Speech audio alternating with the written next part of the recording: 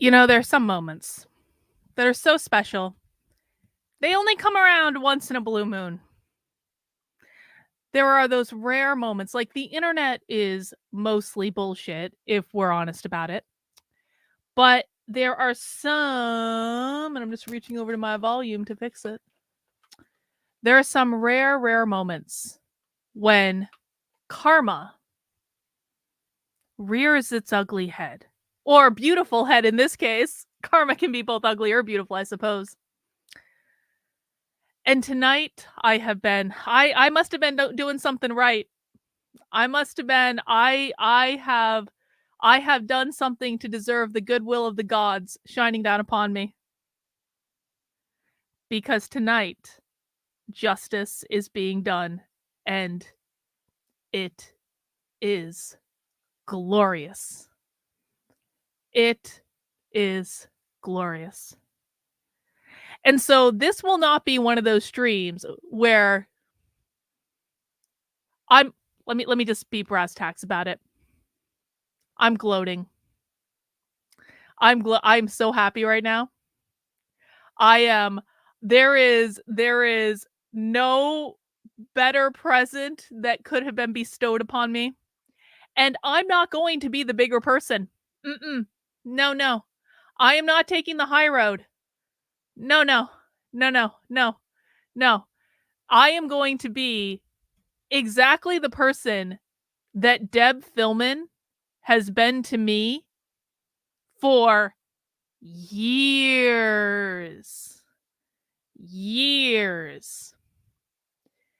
And I bided my time. I waited. There were many times I could have come at Deb and I was like, nope, that's not it. Nope. It's not as though I've never done streams about Deb, because I have, just not in a really long effing time. Because I was waiting. I was waiting for the glory that has occurred tonight.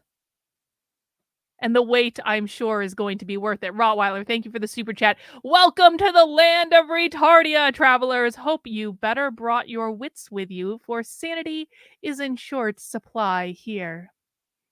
We're all mad here, aren't we, Rottweiler? Aren't we?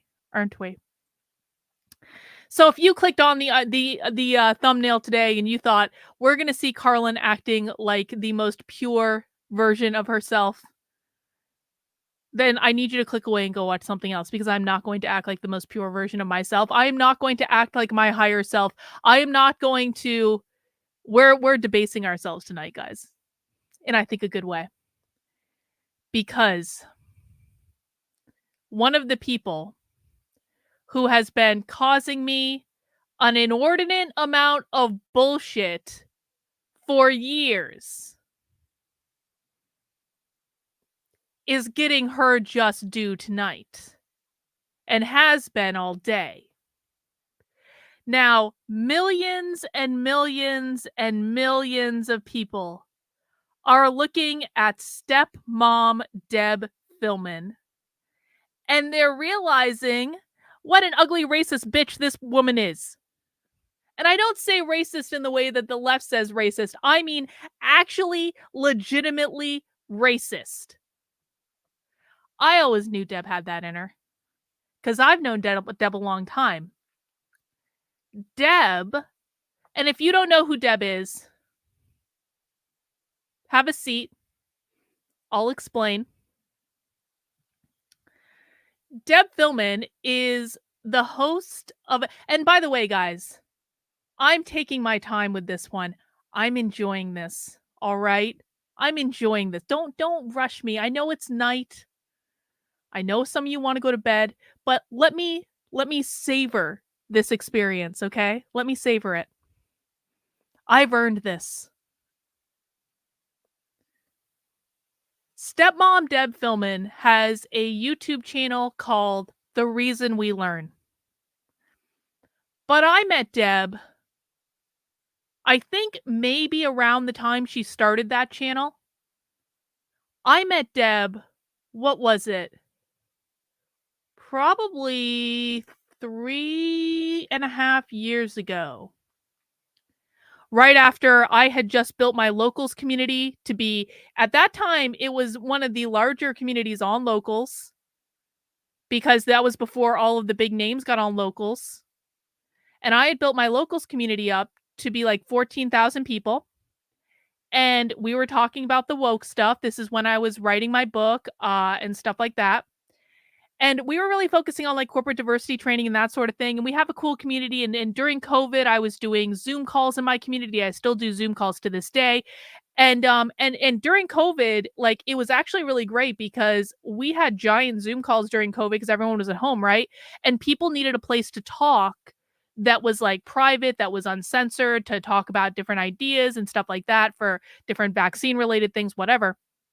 So I was hosting these huge ass community Zoom calls a couple times a week in my locals community. And I still host them today. You guys are always welcome to come. We do them on Mondays and Wednesdays. If you're in my supporter community, you should definitely come sometime. But Deb used to come to my community Zoom calls.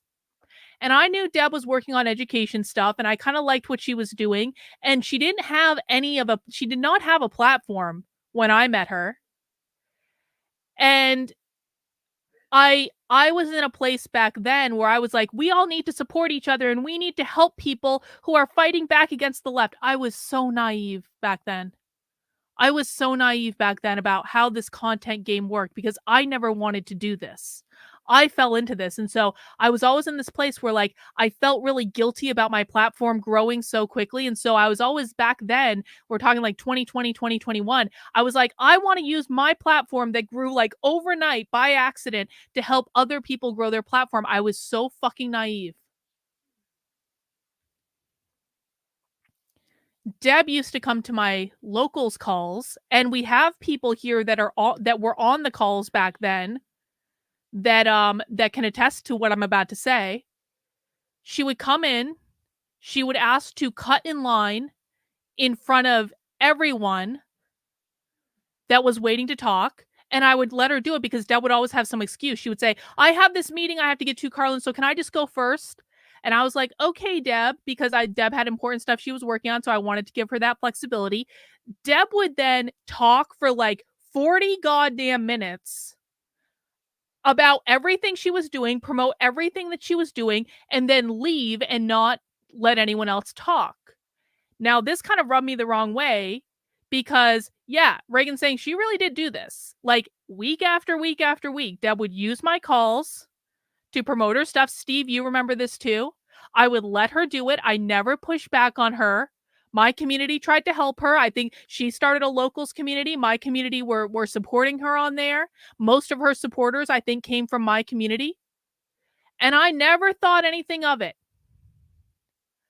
Up until Deb decided to join forces with 3 other people in my community, and the 4 of them and the other 3, I'm not even gonna mention who the other 3 are because they're honestly, like, not relevant at all. They're really insignificant. 2 of them have barely, like, one of them has left the internet completely. Another one has a YouTube channel that has, like, 3 subscribers to it. Another one has a YouTube channel with, like, a couple hundred subscribers to it. None of them get any views on their stuff. I'm not gonna mention who they are because they're irrelevant, but Deb has grown a platform.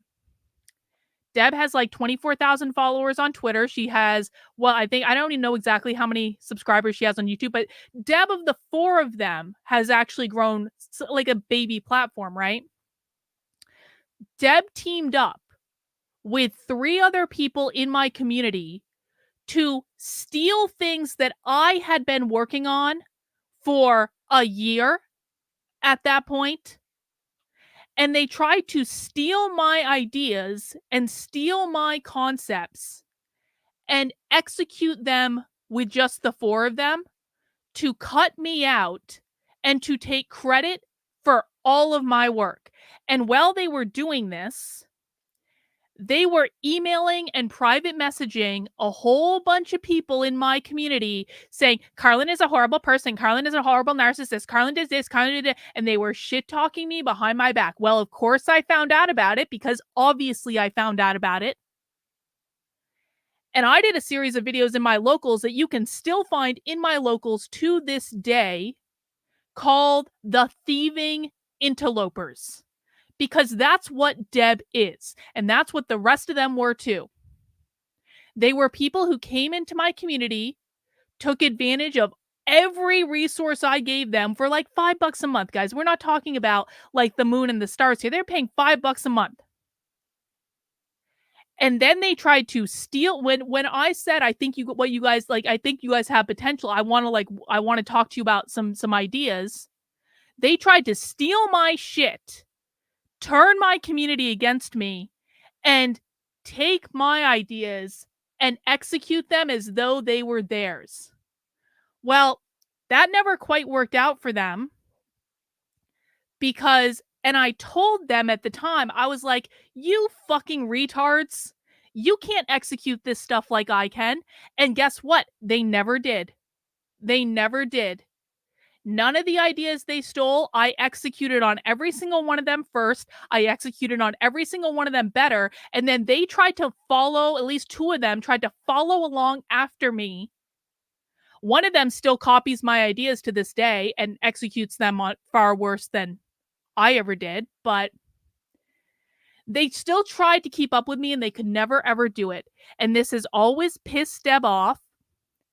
And Deb has taken every opportunity she can to badmouth me, to smear me, to defame me, to lie about me. Deb, and I'm going to provide one message that I have tonight as proof of this. Deb would, if I was talking to someone that Deb also knew, Deb would private message that person and demand they denounce me and say, if you don't denounce Carlin, then I'm going to ruin you. I know of at least 3 people that Deb has done this to, where they were high profile activists. People knew who they were. They were working with me on some project or another, and Deb private messaged them and said, Carlin is a narcissist and Carlin is a bitch for reasons X, Y, B, and Z. And if you don't denounce Carlin, then I can't work with you. And not only can't I work with you, but I'm going to tell everyone that you are supporting a pedophile defender. And I approve of that. And I'm going to show it. We're going to be looking at quite a bit of stuff tonight from Deb, but I just want to go back through the chat and I just want to show some chats on the screen just for context, because there are people already here tonight, and I didn't announce I was doing this or anything, that were involved in all of this. Reagan is ready for Deb to be exposed. Does Deb? Yep, Deb does work with the Mills for Liberty. Yes, she does. In fact, Deb's tweet here, in which Deb is saying that Target is insufferable because they dared have a picture of a black girl smiling. This is a Moms for Liberty endorsed tweet. Deb saying that a picture of a little black girl smiling is insufferable and throwing a temper tantrum because a little black girl is smiling. I'm sorry, guys. That's fucking racist. Like, that just is. But Moms for Liberty approves of this, and I have evidence of that too. Nick says, I remember Deb Fillman tried turning me against Carlin, and I called her on her BS, and then she blocked me. Yeah, that happened a long ass time ago. That happened a long time ago. Other Jenny says, after Deb blocked Carlin, Deb blocked me because I liked Carlin's stuff. Deb is a piece of work. Reagan says the same thing happened to her. Reagan barely spoke to her, but because Reagan didn't leave my community to support Deb, she got Deb's wrath too. Justin said, I found Deb's channel through you and unsubscribed as soon as she backstabbed you. I appreciate that, Justin. I appreciate that. Let's see. Sarah says, I remember that as well. Deb always cut in line. Sarah used to be on those calls. Chris says, I found her because of the school stuff, which is then how I found you, which is good because she's an idiot. Well, we're going to see that tonight, and you guys are going to see, man. She's a piece of work. Nick says, I got messaged by 2 of them, which I showed Carlin. Yep, Nick was one of the people who sent me the messages they were sending around. Reagan got one of the messages that they were sending around trying to turn my community against me. Yep. Yes. Oh, yes. James Lindsay loves Deb. James Lindsay just thinks that Deb's work is the bee's knees, and James Lindsay fully supports Deb and is Deb's best friend and all this stuff. Again, talking about James Lindsay's judgment in these situations. Right? Right? Let's see.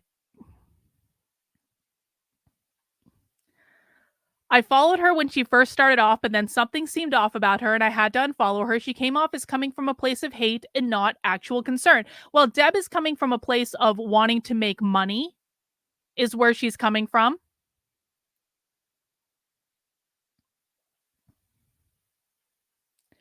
Naruto, hope you all had a good weekend. I went to see Dimitri Martin Friday. Had night, a guy brought him a Bush Light and then yelled, "You suck." He looked around and said, "That guy got me a beer. Makes sense." Thank you, Naruto, for the super chat. I appreciate it.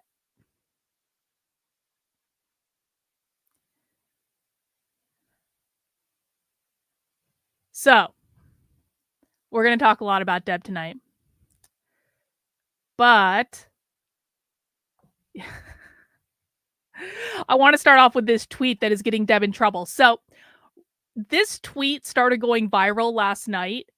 And Deb started, and I wish I could show you guys the pictures. I can't show you the pictures because Deb has now made her Twitter account private. But like the pictures that Deb is pissed off about, again, little black girl wearing a sweater and smiling, a t-shirt with images of black people playing sports and doing science. And then this is a sign that I looked at this picture before she privated her account. There's nothing even woke on it. There's nothing woke. Like, it's kinda like someone said this to me tonight, and they said, "It seems as though there are a bunch of conservatives who now equate anything with black people as woke." And I'm like, "Yeah, you're right about that. That's been happening for a while." I am the very first person to call out woke bullshit when I see it, but do you know what I'm not gonna have a temper tantrum about? A picture of a little black girl smiling. Like, of all the things to be concerned about, that's the hill we're gonna die on, but no, Deb is dying on that hill. Deb is dying on that hill to the tune of 6 million views on this tweet the last time I saw it before she privated her account. It only had 700,000 when I took this screenshot, but it got up over 6 million because she's getting dragged so bad. And I got this screen open before she privated her Twitter account. People are like pissed at Deb. Like they're pissed. Let me see if I can just pull up. Oh shit, not that one. Make this a little bit bigger. We've got saying like, basically like, well, all of this is public information. Everything I'm about to say is public information.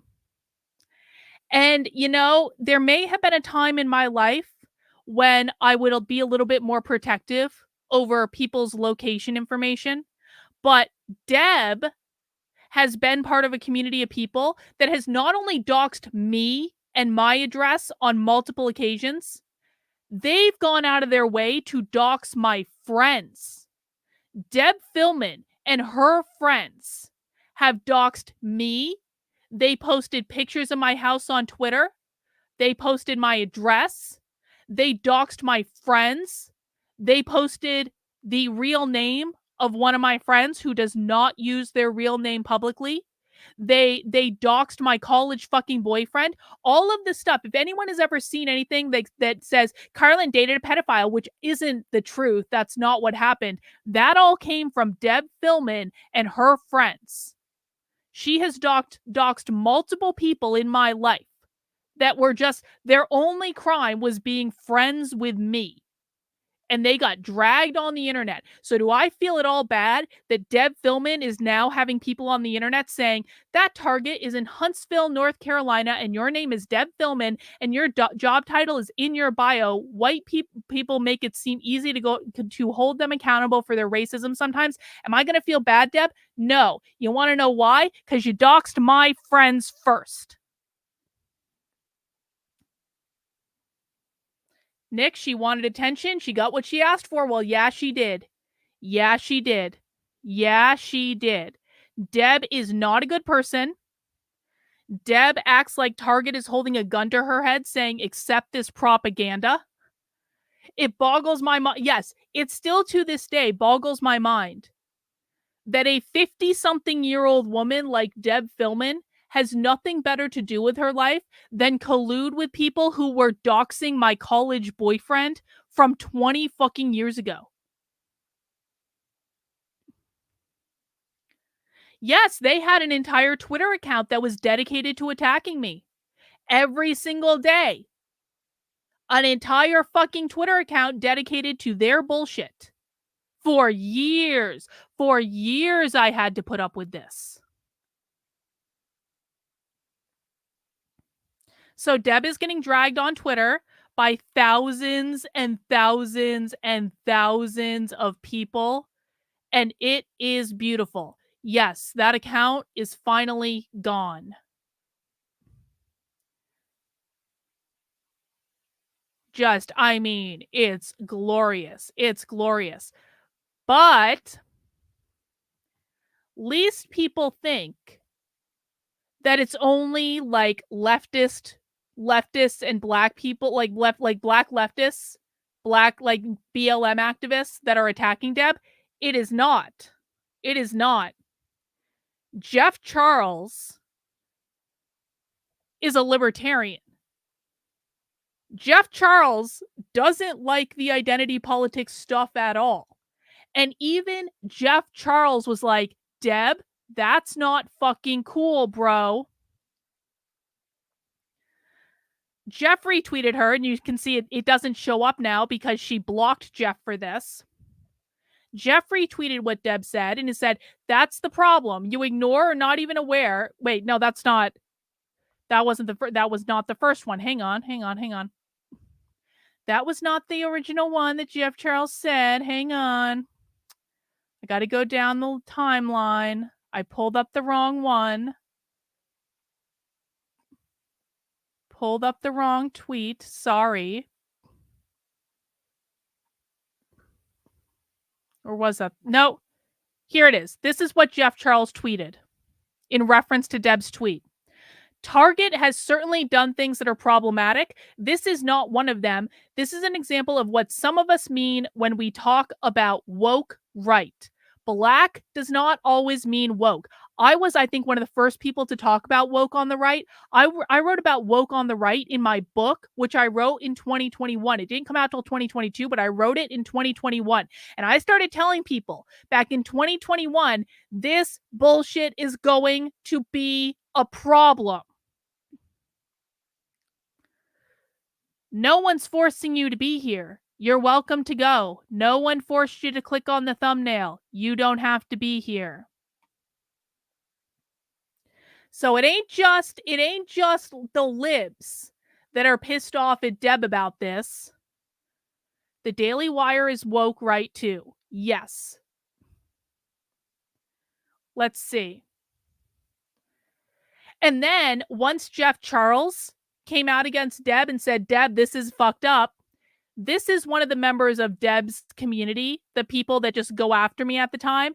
And this bitch who is obsessed with me and has been obsessed with me for years, this person tweeted at Jeff and said, did Carlin Borisenko put you up to this, Jeff? And Jeff retweeted that saying, yeah, it was Carlin. Carlin put me up to it because these people blame me for everything. These people are so obsessed with me that they literally think that every time someone mentions me on the internet or supports my work on the internet, that they are a sock account run by me in disguise. According to these people, I have literally thousands of sock accounts because every single person who supports me on the internet is me in disguise. That's what's going on. And so Jeff Charles knows that, and he was making fun of that. No, she went to the nut house. She hasn't been on the internet in a long time. She went to the nut house. Yes, everyone who likes me on Twitter is secretly me. It's true.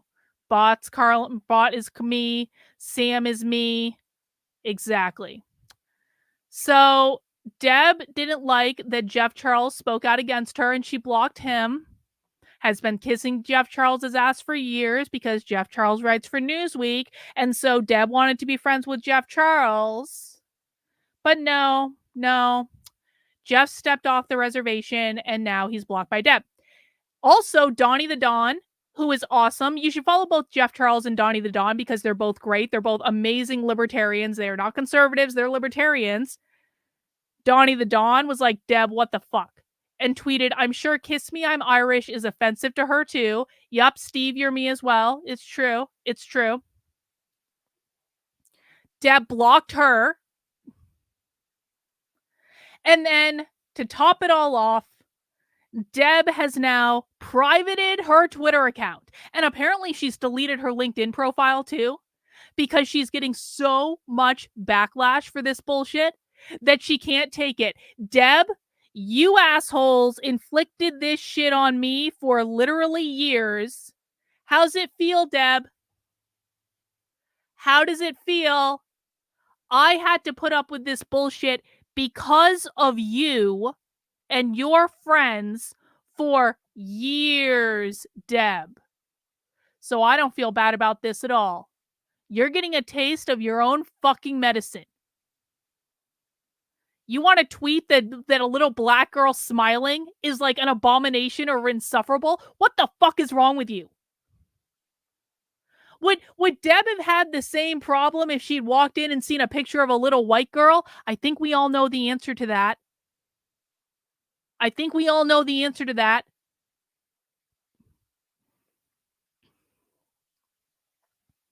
What goes around comes around. Call it karma or law of reciprocity. It always comes full circle. I'll tell you what, too. After this stuff in Israel started, Deb, I could find screenshots for this too.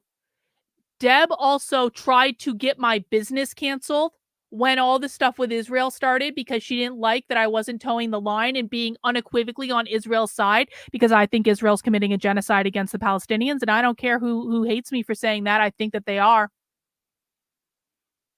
And I don't care if that puts me on the same side as the left on one issue because my principles are more important to me than playing tribalist politics.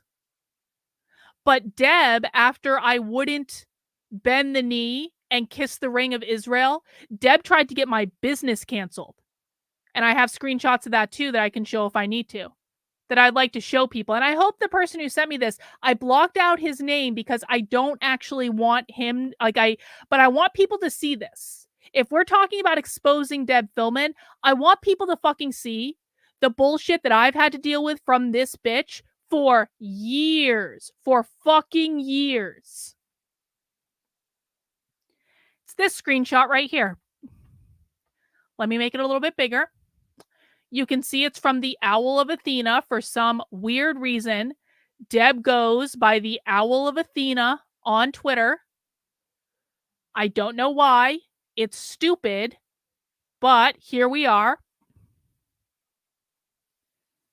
So you can see Owl of Athena. You can see the blonde hair of Deb.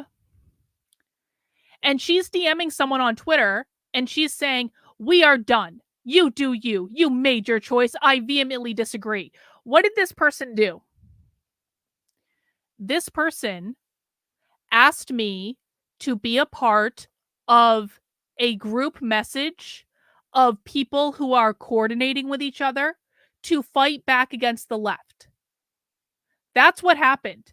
And when he asked me to be part of like this group chat of people who were just talking and coordinating around fighting back against like Marxist bullshit in different institutions, I didn't even know Deb was already in the group chat. But as soon as I got added to the group chat, Deb started messaging this person, throwing a massive hissy fit. How dare you at her? How dare you? She's a narcissist. She's doing the same thing that Deb always does. And I didn't say anything once I found out Deb was in the chat. I was like, oh, I know how this is going to go, because the same thing happened every single time. Every single time I was working with someone and that person also knew Deb, and Deb found out I was working with that person, the same thing would happen. Deb would private message them and try to browbeat them in to not working with me and to publicly denouncing me. And this time, and sometimes it worked. Deb turned a lot of people against me. In the early days when I wasn't I didn't know in the early days that Deb was messaging every single person and their mother, trying to turn people against me because, if someone doesn't tell me, I don't know what's happening, right? In the early days, I didn't know what was happening because Deb was messaging all these fucking people, and most of them just didn't care, but some of them did buy into it. And there are still rumors about me to this day on the internet spread by Deb fucking Fillman and her friends doing this bullshit. But every once in a while, people would say, Carlin, do you know this is going on? Jeff Charles actually is one of the people she tried to turn against me. Jeff Charles was friends with Deb before he was friends with me.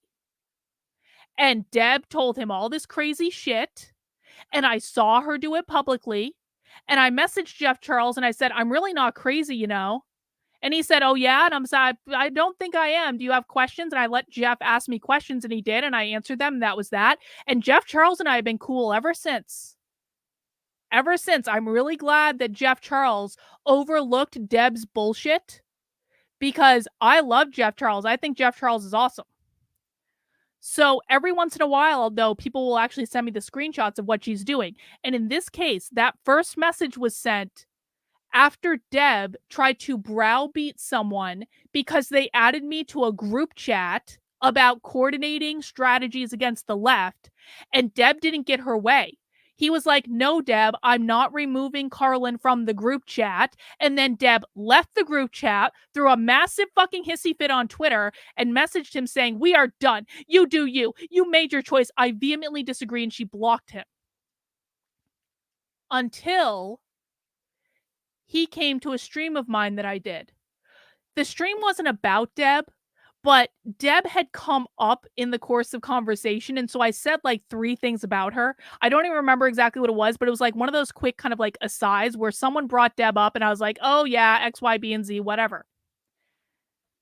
So Deb, of course, found out about that stream, found out the person that didn't bend the knee to Deb's bullshit was watching the stream, and she unblocked him to ream him out for even talking to me.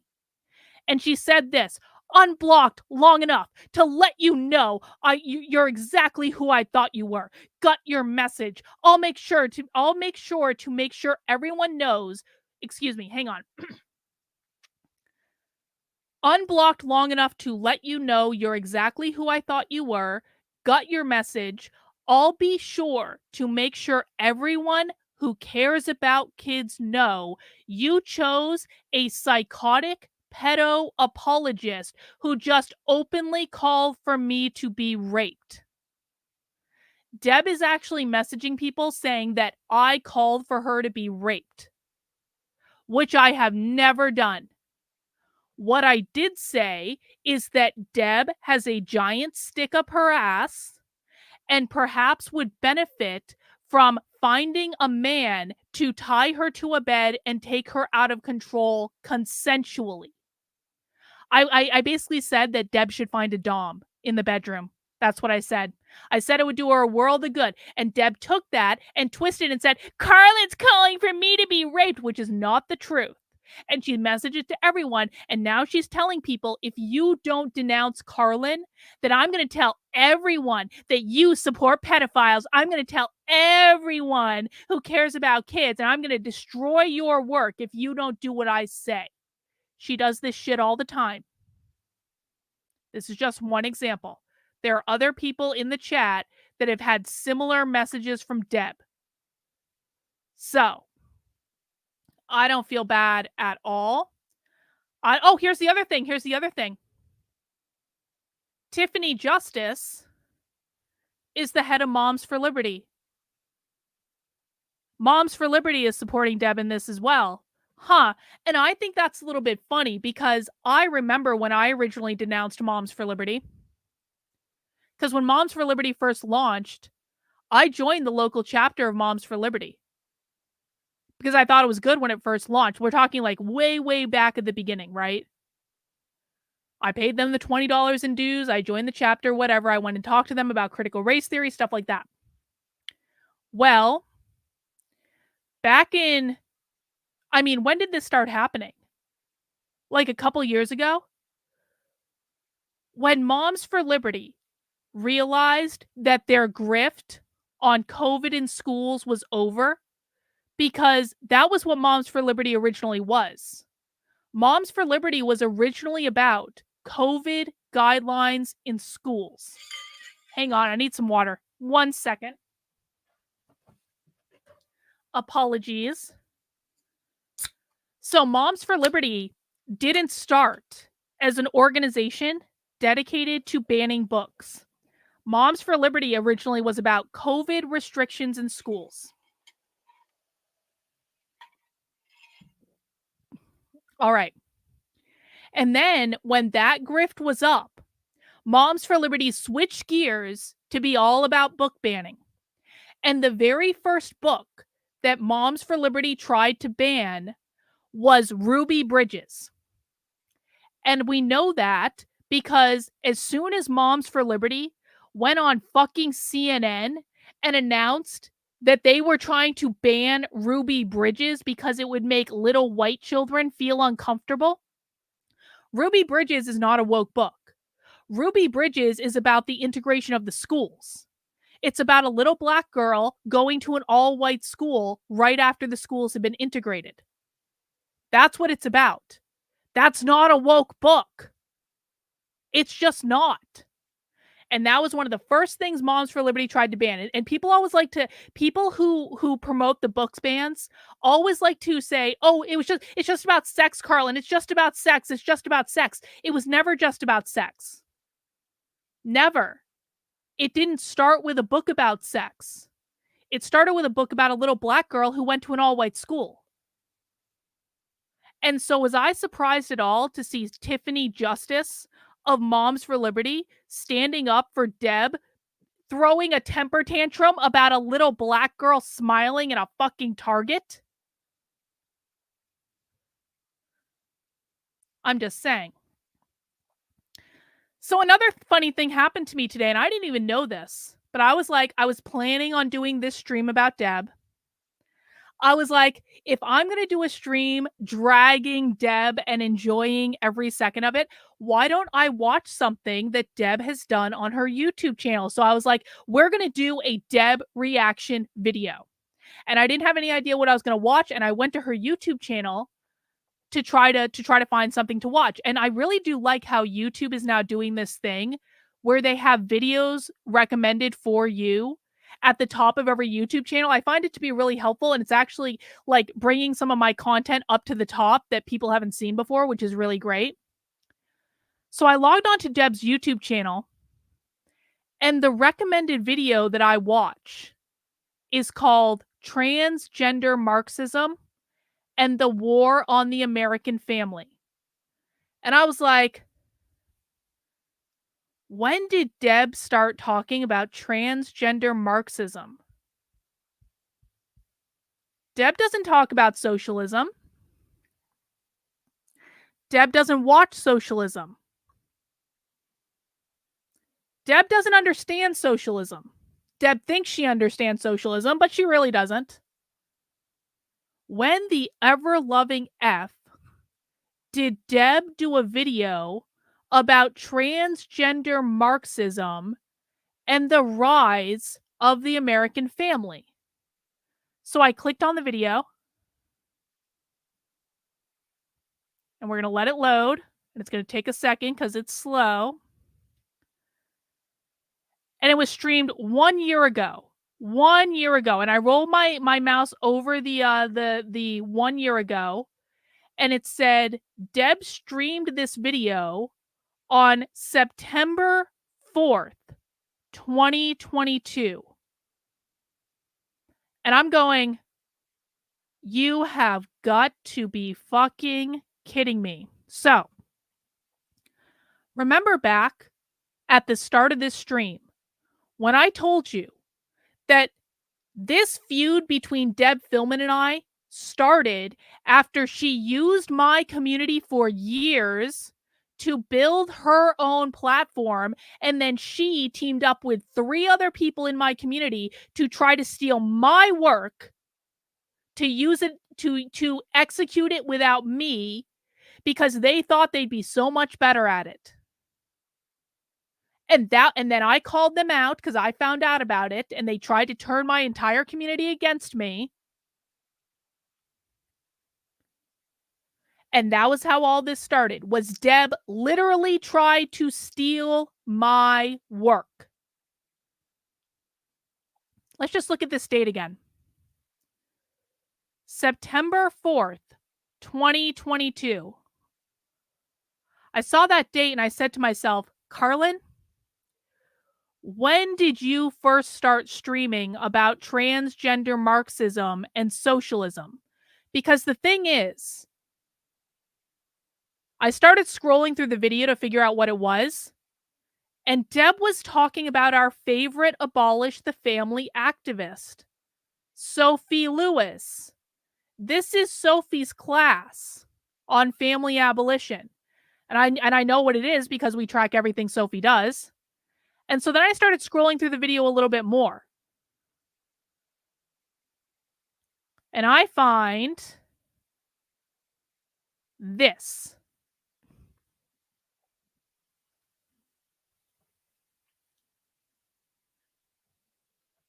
That's Sophie Lewis speaking at the Socialism Conference in 2022. And I was like, hang on a red fucking second. And I went to my channel and I looked up the first ever Socialism Saturday that I did. First ever. We've actually watched that specific stream twice on Socialism Saturday. This was the first ever Socialism Saturday. Let's watch socialists discussing transgender Marxism and other socialist things. And you'll see this was actually, I streamed that presentation live.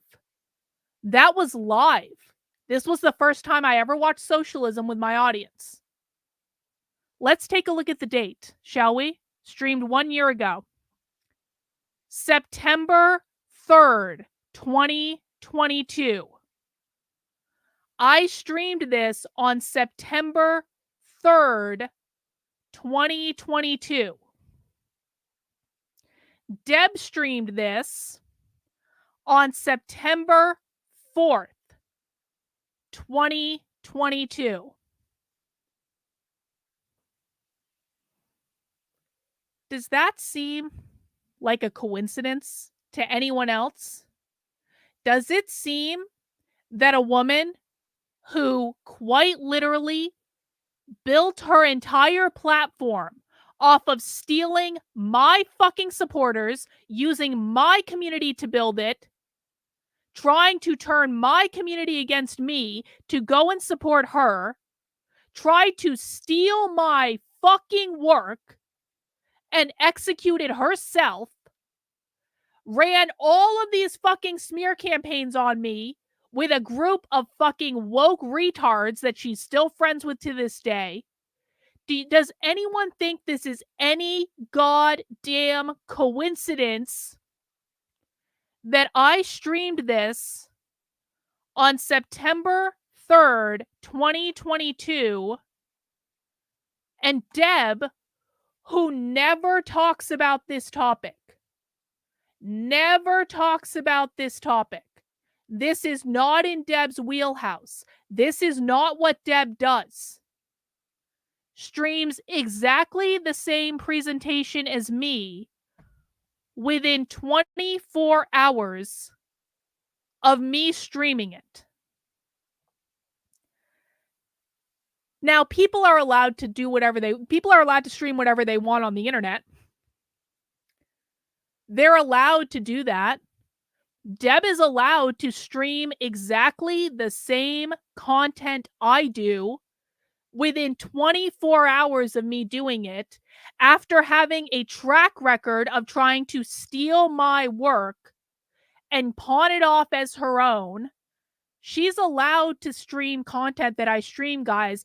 I just think it's a little fishy. I think it's a little suspicious. And I wasn't actually expecting to find this when I went on her YouTube channel today, but the YouTube algorithm is just so good that it knew that this is the video that I should watch of Deb's, because it was obviously blatantly ripped off from me. And I have questions. How much other work has Deb stolen? Is it just me that she steals work from? Or does she steal work from other people too? Because I just found this out by accident. I wasn't looking for it. How many other things has Deb stolen from other people that we don't know about? How many other things has this person, who Moms for Liberty supports, who James Lindsay loves and was just retweeting the other day, how much other work has she stolen and pawned off as her own? Maybe nothing. Maybe we have to leave room for that. But has anyone ever really looked into this? Because I know I sure as shit haven't.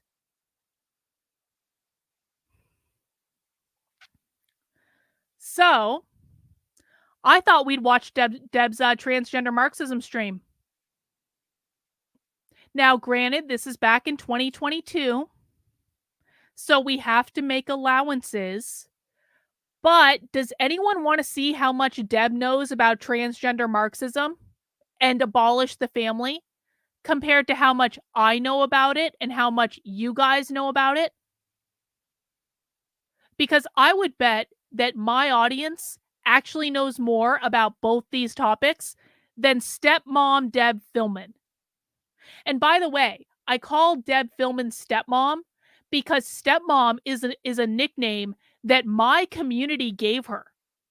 I didn't give her this nickname. My community gave her this nickname because Deb's daughter ran away from home because Deb's daughter was pissed off and Deb was whining about it all over the internet. And we said, Deb is trying to stepmother the entire internet because her own kids hate her. And that might have been below the belt, whatever. But Deb was the one crying on Twitter about how her daughter didn't love her and ran away. And was trying to parent the entire internet because of it. Also because of like the evil stepmom connotations and stuff like that. So that is why she is stepmom Deb Fillman. And she also hates it. And so that's only a feature. That's not a bug. So I want to know what Deb Fillman actually knows about transgender Marxism. Let's just take a little bit of a watch. I have to set up the sound. Hang on. Hang on. Deb is going to love this so much. She's going to be crying behind her private Twitter account. I have been waiting for this moment for fucking years. And it is true. It is true. Deb pays more attention to the internet than she does her own kids. It's true. Reagan is expecting to be unimpressed. Well, we'll see. We will give Deb the benefit of the doubt. Let's take a listen. Subscribing to the channel to be notified when I make new content. This, by the way, is a weekly show every Sunday evening that I do to talk about current things that are going on, news and so forth. Hello, Shio Sophia. But in general, wait. Did she bring it up on screen? The person she just said hi to was one of the people she worked with to try to steal my ideas. We'll see if she actually shows her. Let me make this big, though. About current things that are going on, news and so forth. Hello, Shio Sophia. But in general, the channel is primarily about looking for solutions, discussing solutions to our education crisis in America. And it's not about transgender Marxism, because we have to talk about some of the things contributing to the crisis, some of the things that are going on. And yet I don't want to always be negative. I want to try to educate you so you really have a deep understanding of why we need to look for solutions. Yep. Otherwise, you won't necessarily have the energy and commitment and I don't know what you want to call it, but like the inner strength, the moral courage to pursue those solutions. It's not easy. Every single one of us in America has grown up with the expectation either that blah, blah, blah. Deb is very I have to use rules. I have to do this. So what I try to do on the channel is I try to subscribe to these views, trans Marxist. Oh, here we go. Okay. I have to learn too. I have to do research. And so one of the things I became aware of this week is something called trans Marxism. You became aware of trans Marxism that week, Deb? How did you become aware of it? Did you become aware of it because I streamed it for the very first episode of Socialism Saturday, and you retards follow every single thing I do on the internet because you're all obsessed with me, and at this time, you are actively trying to dox my fucking loved ones, you fucking cunt? Is that how you found it, Deb? We all know where you found it, Deb. I was the only person who streamed that fucking presentation the day before this. You didn't do that, Deb. That was me. So where'd you get it from? Now, you might think, well, that sounds like how many more different kinds of Marxism can there be? We had, there was Marxism, and then we learned about something a couple of years ago like race Marxism. James Lindsay wrote a book about it, actually, and we called that CRT. But then we learned that it was really kind of a race Marxism where we replaced class with race.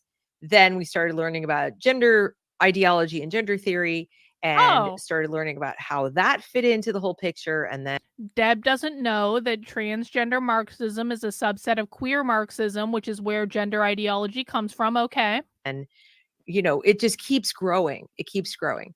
And before I get into this topic tonight, I want to make something very, very clear. The people who subscribe to these views, trans Marxist views, and who would like to use their worldview as a lens to teach, so that they can teach our children to use the same lens. So imagine, if you will, that you're looking at the world and you just look at everything and say, okay, that's, what I see. That's a tree. That's the sky. That's whatever. Now you put this lens in front of it and say, okay, what do you see now? Oh my gosh. Manicured trees and lawns. That's white supremacist capitalist people are getting paid to work. Wrong. But they work these menial jobs as gardeners. Wrong. And then, somebody is oppressing them. And that's why not the trees look so good. All, and the lawn looks like that. And so you're now looking through a lens that, so that you don't just see a tree, you see something that's taken care of by some menial laborer, who's a slave to capitalism or whatever. So that's what they're trying to do. And they've tried to do it with all kinds of different means. Now, if you go back, and so what I was going to say is the people doing this wrong, genuinely believe it. Wrong. This is really important. Okay. They do genuinely believe it. It may seem to us like they're crazy, or they mean us ill, and they like hate everyone. And there may be some of that in some of them. But what I realized watching some of the video footage that I'm going to share with you today, and also look. Where did you watch the video footage that you're going to share today, Deb? Where did you watch the video footage?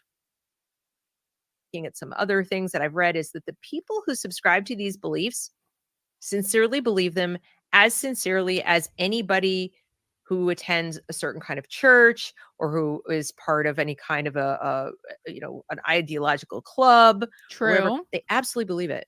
Yep. They believe it like you might believe in God. I mean, they believe this stuff. So it is pointless for us to just write it off as crazy or sit there and say, like, this is nuts. Who believes this? Who would think this? Why would anyone do this? We could easily persuade people not to believe this, except that we can't.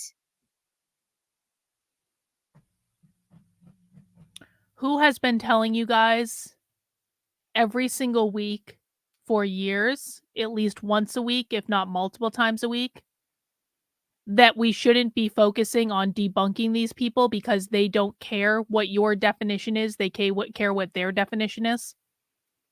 Who is the person that started watching this type of training online at the beginning of 2021?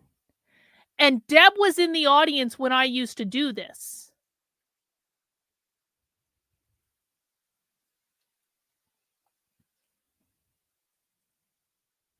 or we would have. Socialism will not die. We've had how many historical examples of communism failing and resulting in dead bodies and failed societies, and it's still popular. People are still trying to make it work. And what I learned going through this material today is that they sincerely believe that as well. So the old joke of it just hasn't really been tried yet, Yep. they don't put it quite like Deb. that. I You think they would tell definitely didn't you learn it it from hasn't been me. tried correctly. Definitely We not. haven't thrown enough things at it. We haven't come at it, cutting off all the exits, so to speak. So their belief is that, well, first of all, that capitalism is actually, no, Sassy, this isn't correct. Wasn't the whole reason I call my series The Cult because they actually believe in it? Well, the reason I named my show The Cult was several things. This is certainly one of them. That I do believe that socialism is a cult, and so I liked that. Another was the cult was short for the culture war, and I kind of liked that play on words. But the most important reason I actually called my show The Cult is because for years prior to that, Deb and her friends ran around saying that everyone who supported me was in a cult and they were all brainless sycophants.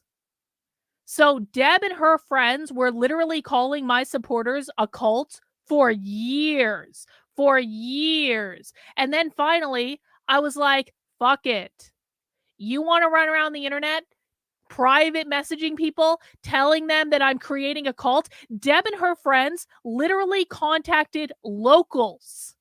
They contacted locals and said, Carlin is running a cult out of her community, and they are forming a hunting posse to hunt people in real life. That literally happened. I have receipts for that. And then locals like magically just asked to be on one of my community Zooms one day. They were checking up on me to make sure I wasn't really running a cult out of my community, because these assholes had been telling people for years that I was running a cult. They were. Crystal was there. So that was why. That was why. Is just oppressive, and that it's in all of the institutions and all of the things that we here sitting at this channel and that agree with me, generally speaking, hold dear. They see those things as a kind of oppression. And so if you only come at it talking about class warfare, you're forgetting the family is big, oppressive force.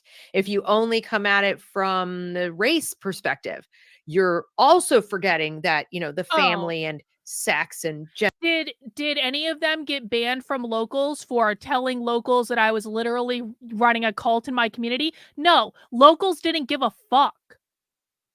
Locals knew they were using their platform to harass me. There were many of them that were doing it, and they didn't care. And that was the beginning and the end for me with locals.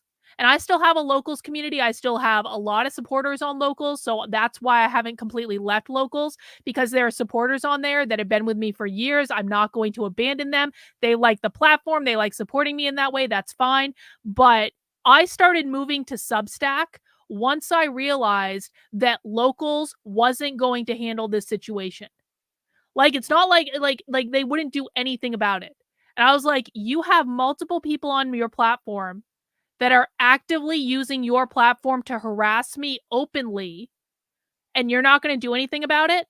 Okay, well, I don't have to be here then. And that happened to be around the time too that locals sold to Rumble, and I was like, oh, this is really going to go downhill. So that's when I started moving to Substack. That's what happened. Yep, they were using locals to try to get people in my community to leave my community and join their community. George, you remember that too? Yep. Gender and all these different things are also oppressive. So the only way you're really going to have a good shot at creating the revolution, and of course, as Marx, taught, you're always pursuing revolution. You must get the revolution to happen. And you have a lot of obstacles, and there are all these people who want to stop you, right? So they see themselves in a way as kind of like, heroes of their own story, martyrs, if you will, trying to bring about revolution, and all of these terrible dark forces standing in their way. And the family is one of those. It's a big one of those. How, Deb? How so is when the I family say standing the in the war way? on the How is family, the family standing in the way? it's not hyperbole. How? They would like to abolish the family. They would very much like to abolish the family. And pop quiz for my chat. Why does the nuclear family need to be abolished for the socialists to have their revolution? We're going to see if my chat is smarter than Deb fucking Fillman. Why, Deb? I want my chat to answer this. Why does the nuclear family need to be abolished in order to bring about the Marxist revolution? Because the family upholds capitalism through social reproduction theory. It upholds capitalism. It upholds capitalism. Families produce workers. The family upholds capitalism through social reproduction theory. The nuclear family promotes capitalism. It is because it upholds the patriarchy, private property, thus capitalism. It is a fundamental unit of capitalism.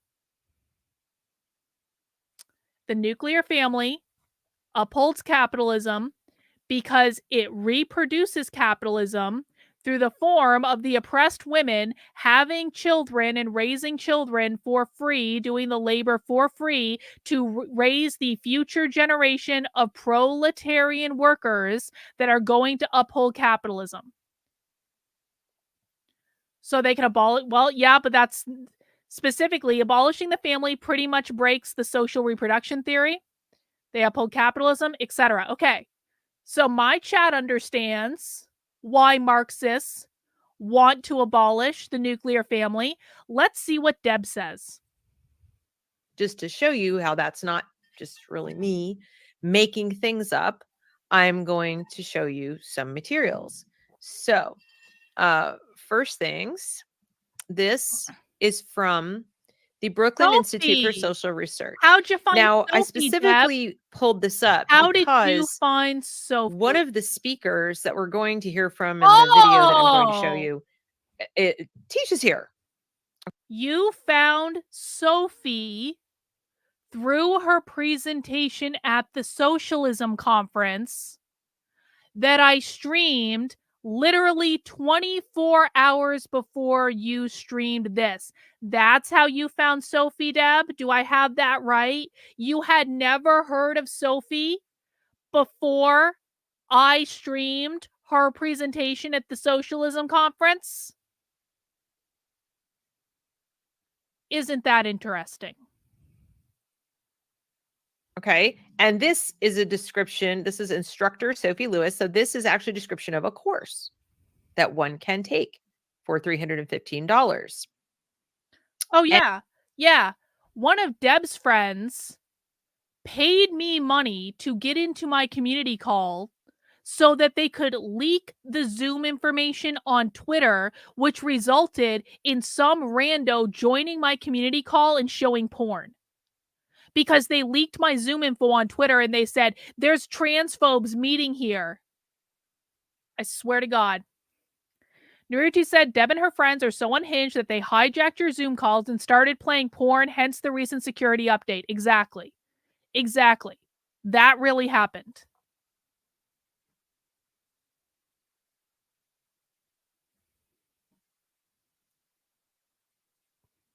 And here it is. What is family abolition? The abolition of the family has long been a demand of Marxist and socialist agitation. Marx and Engels called for family abolition in the Communist Manifesto. This infamous proposal, and French utopians had done the same some decades earlier. Then as now, the foremost popular reaction to the proposal abolish the family is one of gut-deep pre-conscious shock and horror. Even after that initial aversion has passed, sometimes the objections remain. Or the objection remains. But I love my family. I don't want to abolish them. In fact, there is little in the history of family abolitionism to apply a ban on living with the people one loves. Rather, the demand, when it has been raised, has been for universal welfare, communal luxury, queer self-determination, a classless society, and transgenerational freedom from emotional scarcity and blackmail. What does But that mean, what Deb? does the concept of family What does abolition that itself mean? mean? And how does it figure within a larger logic? I can't believe they use logic in the sentence, but okay. Of emancipation from labor, exploitation, racism, sex. Deb doesn't believe this is logical because Deb does not understand how to speak socialist. If you know how to speak socialist, everything that Deb just read is completely logical when you understand the language that they're speaking. Deb, to this day, does not understand that socialists speak a coded language that does not use the same definitions for words as she uses them, and therefore Deb thinks that everything socialists do is completely illogical because she hasn't taken the time to learn what is actually going on. Sexism and sexual oppression. So, in this course, we will explore the utopian socialist, Bolshevik, gay and women's liberationist, queer, Black, and Indigenous feminist, and trans Marxist approaches to the question of family abolition. While we shall look at criticisms as well as vindications, we will ultimately spend more time considering the view that family abolition is the real movement working to undo the care austerity that fundamentally structures life under racial capitalism.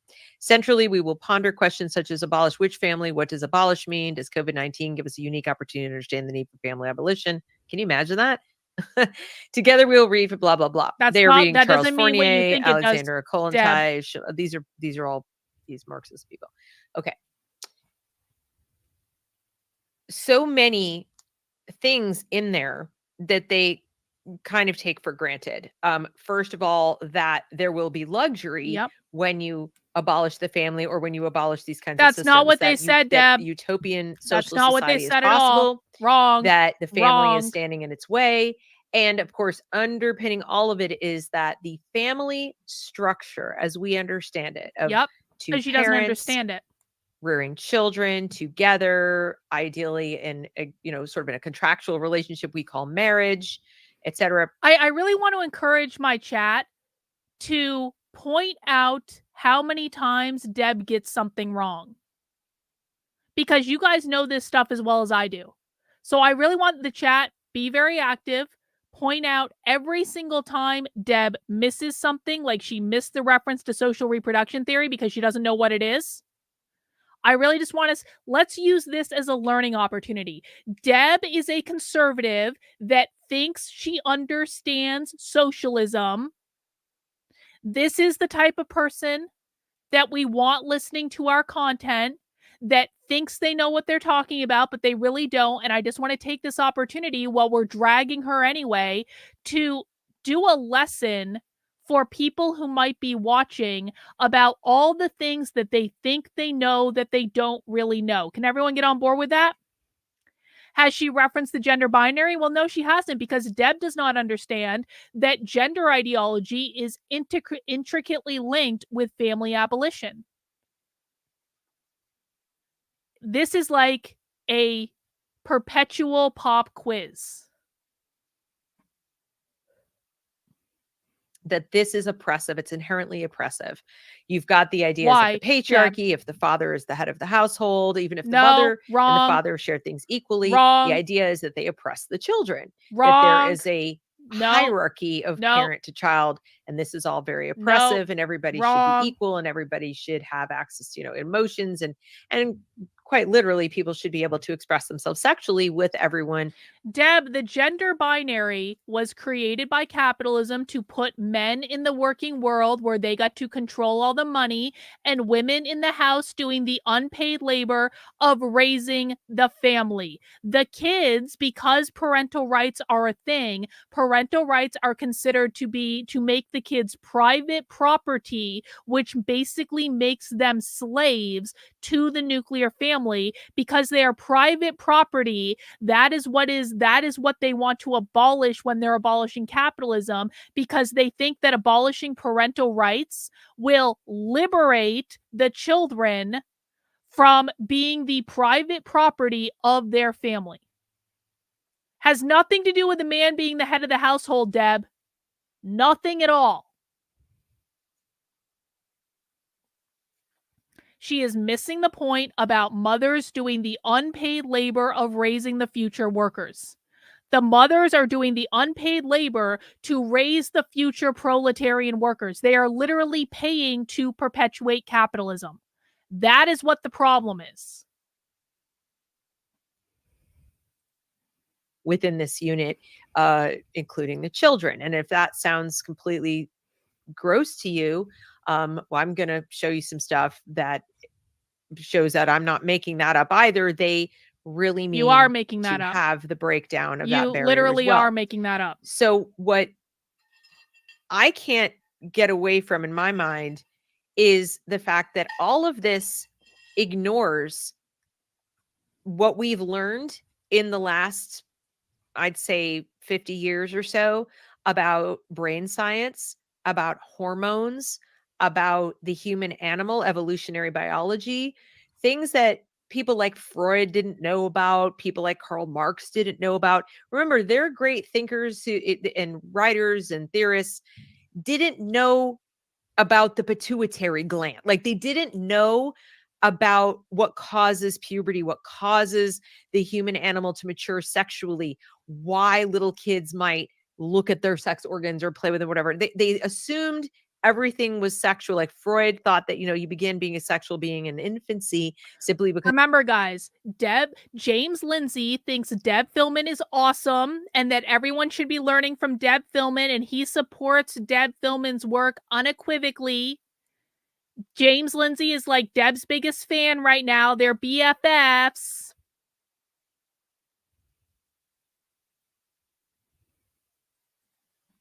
Because you have curiosity about your own body, didn't understand that you're pre-sexual because you don't even have the hormones to process that information, that your pituitary gland hasn't kicked into gear. The brain isn't functioning like that. You're a concrete thinker.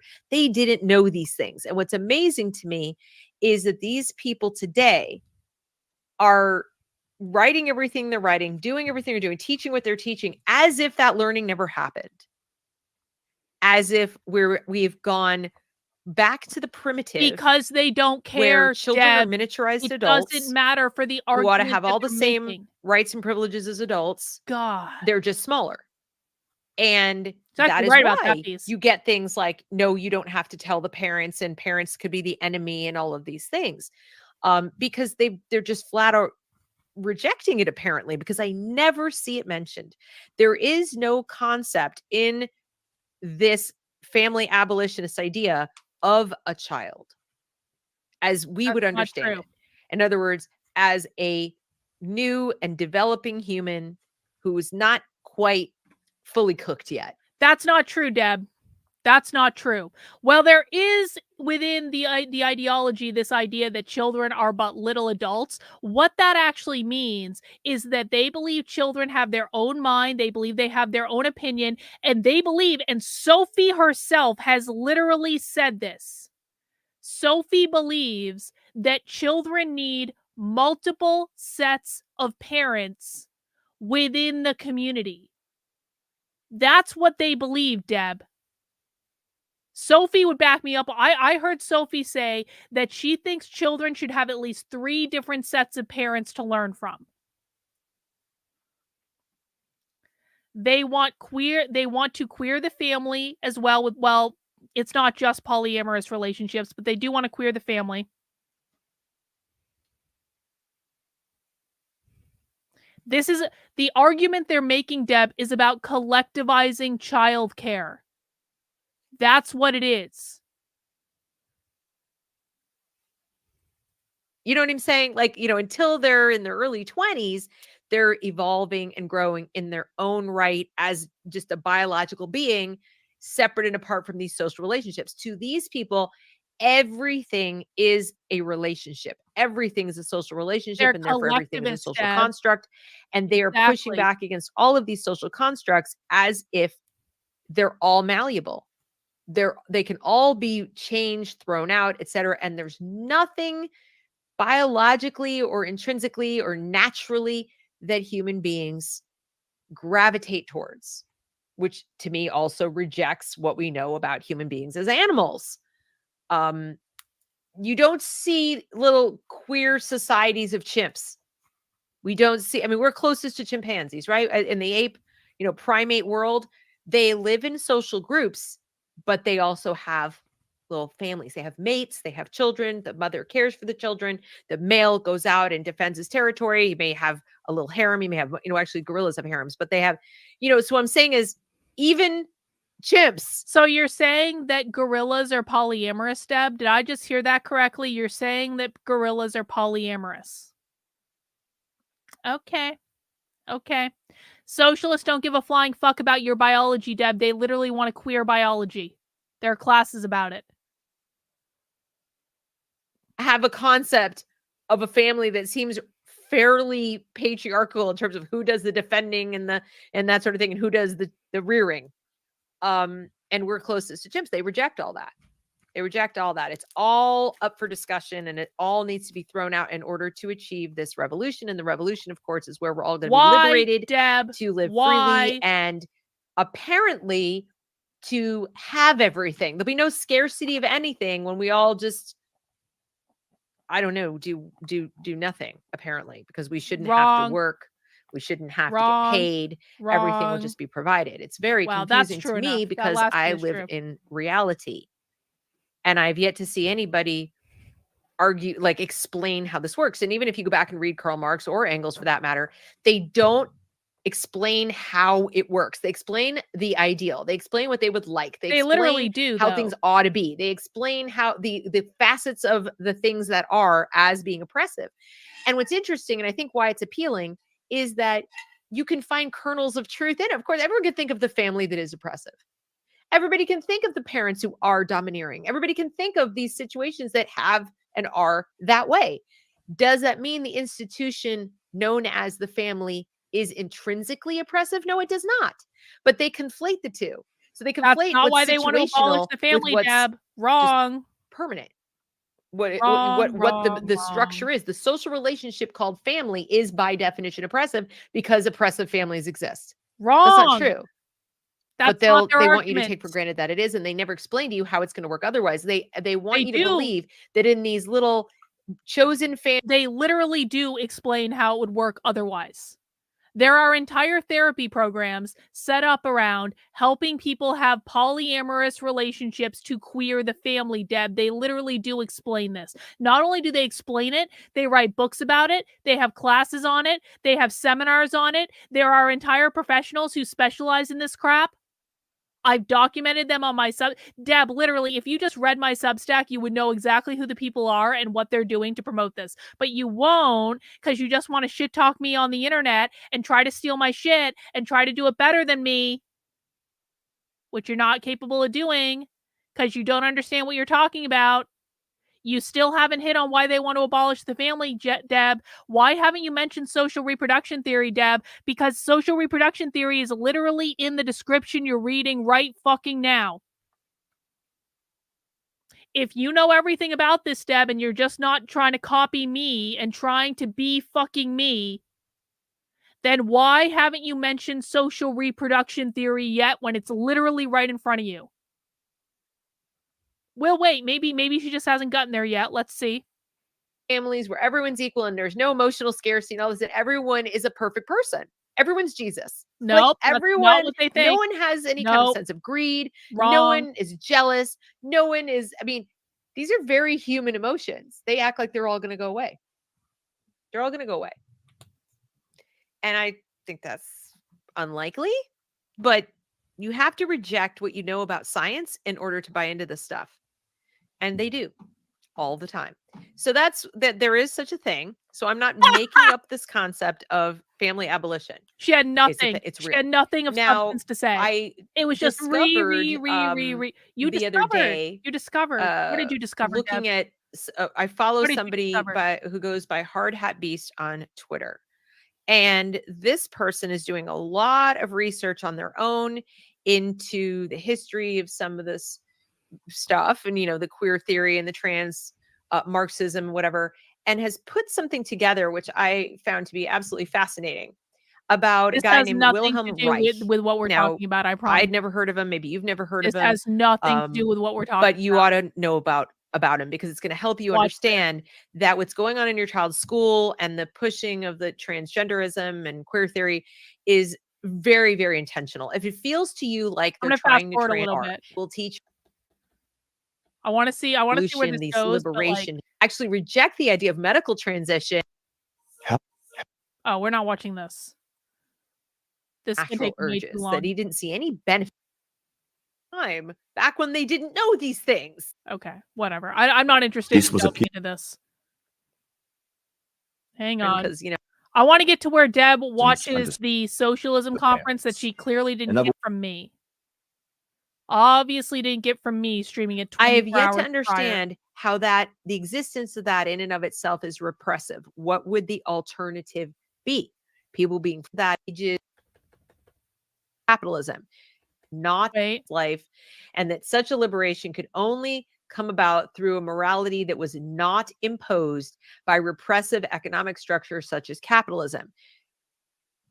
Nobody that I've seen and everything I've read today has adequately explained to me the functionality of this repression. So in other words, the fact that private property is the repression, Deb. Capitalism is defined as private property ownership. What that means is that some people are going to have more resources, more private property than other people. They define private property as your home, your land, if you own an apartment complex, your business, your individual rights, and your fucking children. Because children are considered to be the private property of their parents under capitalism and therefore need to be liberated from the adult supremacy of their parents in order to disrupt social reproduction theory, which would disrupt capitalism. That's why, Deb.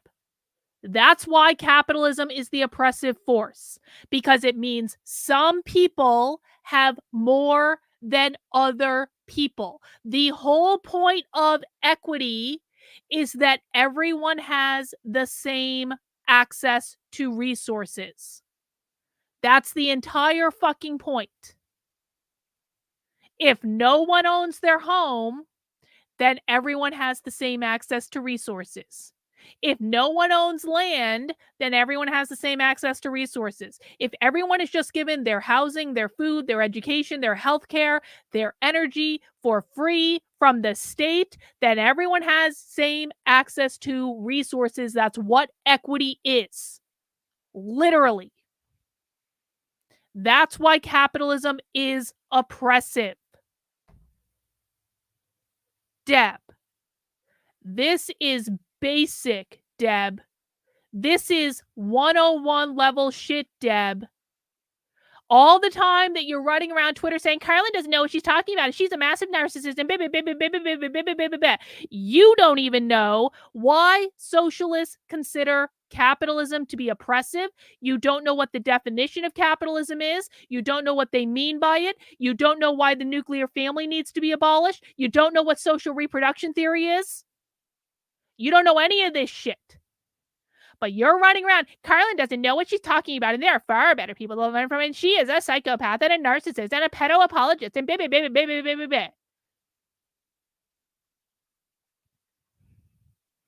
Sure, Deb. Okay. People want to freely exchange with each other value for value. And that is capitalism. Okay. So, or that's not what they're defining in a business. Like, I want my money to go to. That's not how they define capitalism.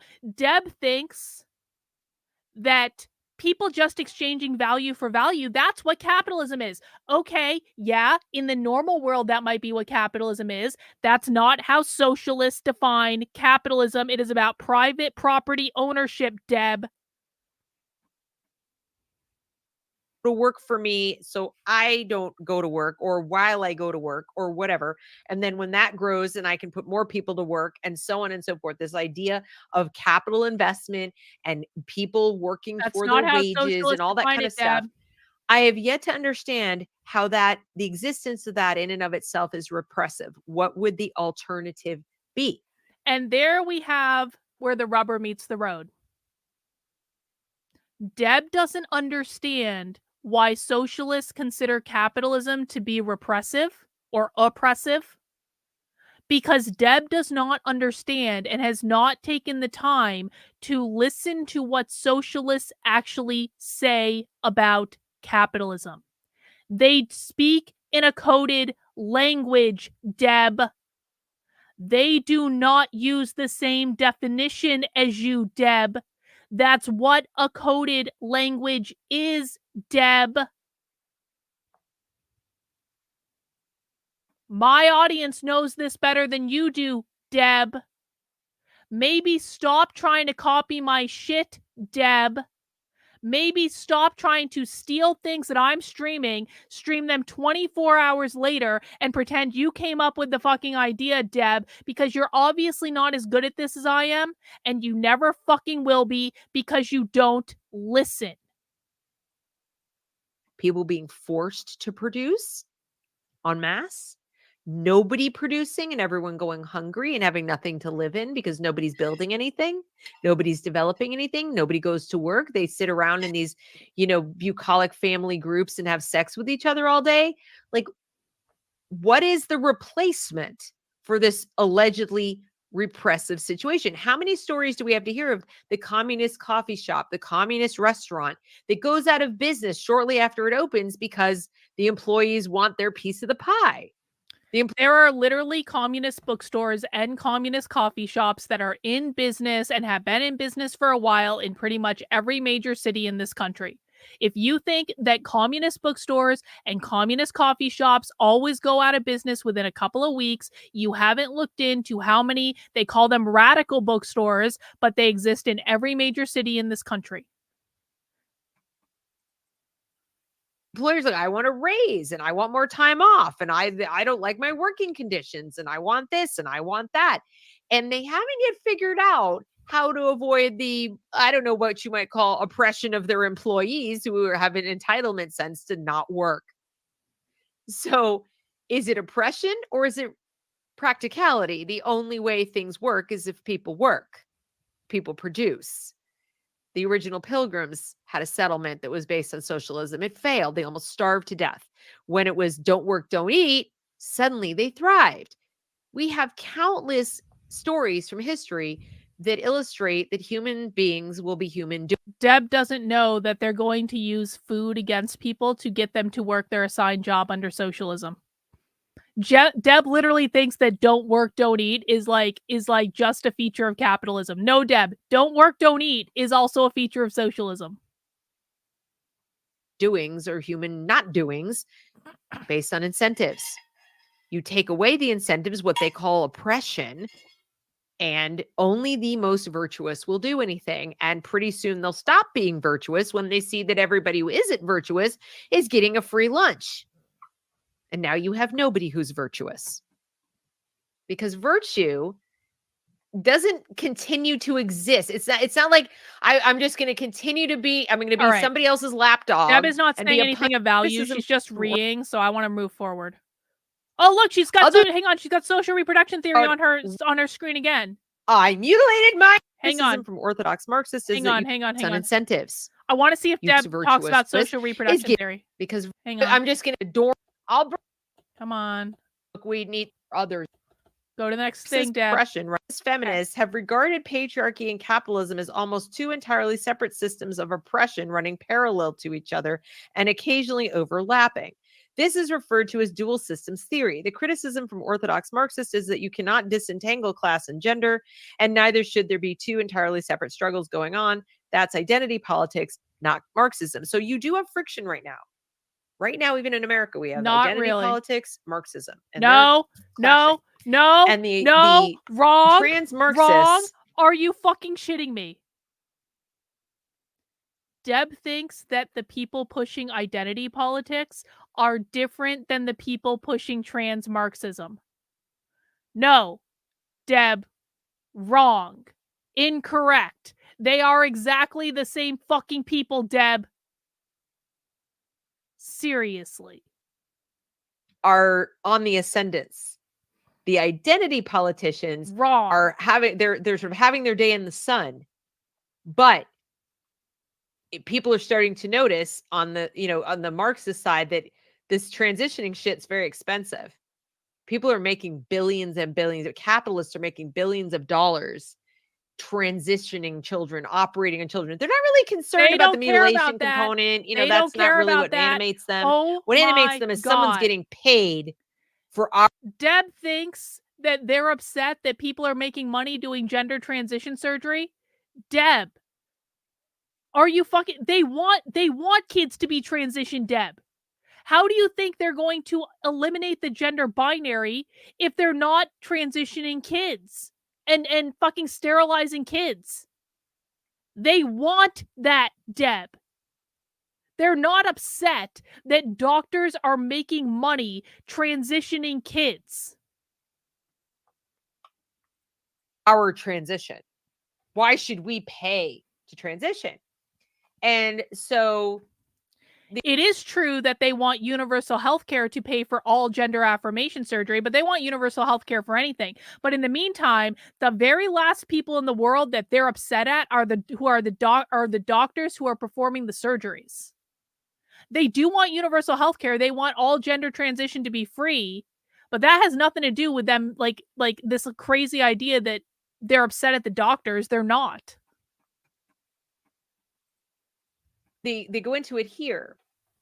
And they say, so how can it be applied? So here we go. Today, there are attempts being made through social reproduction theory to understand how capitalism oppresses transgender people and why.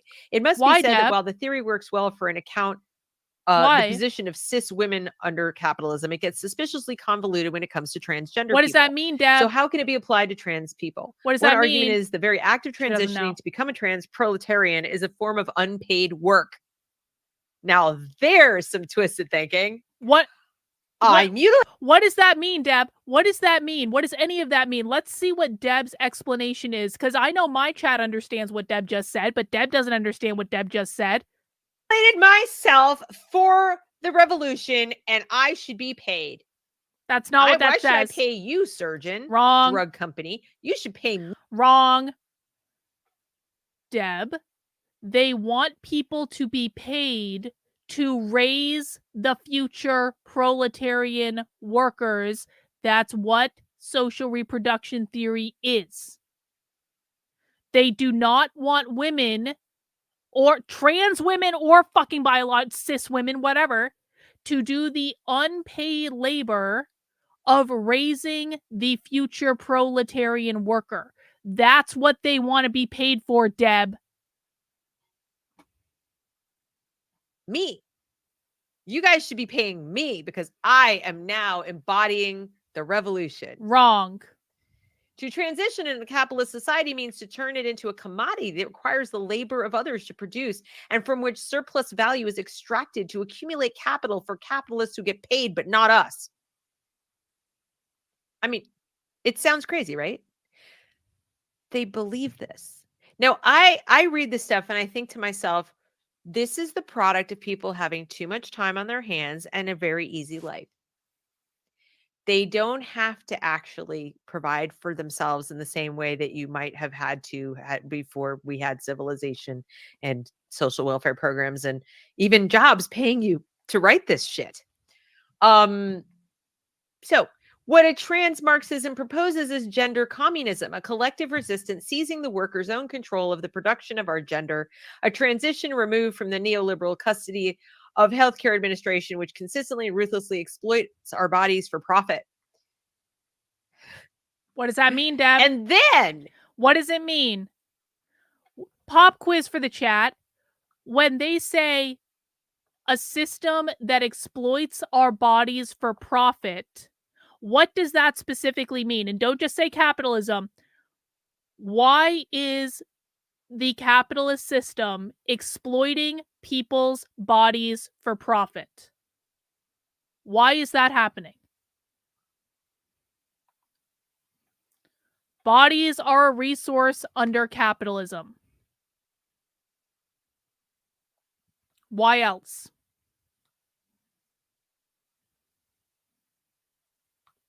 I know you guys know this. I just know there's a delay in the chat from when I ask and when you actually answer.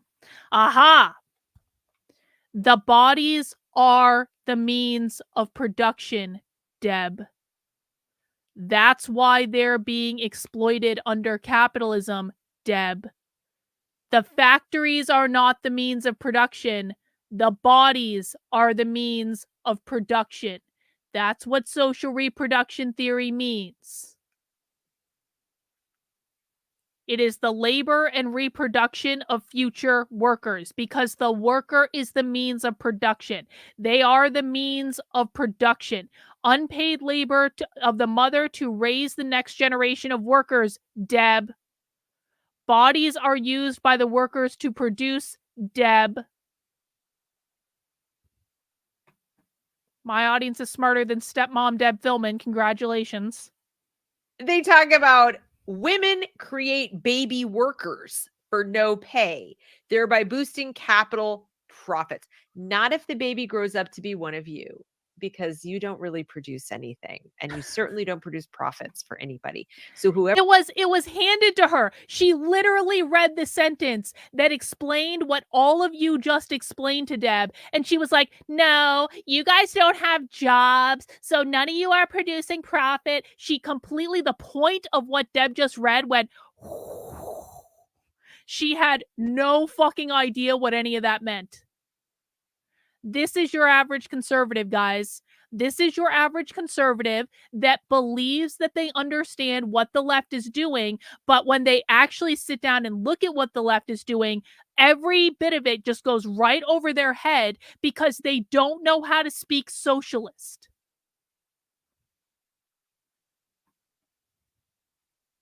Whoever your mama is, she didn't do anything for capitalism. I can safely say that. That's not unless somebody's making a lot of money publishing this garbage, which I suppose is possible.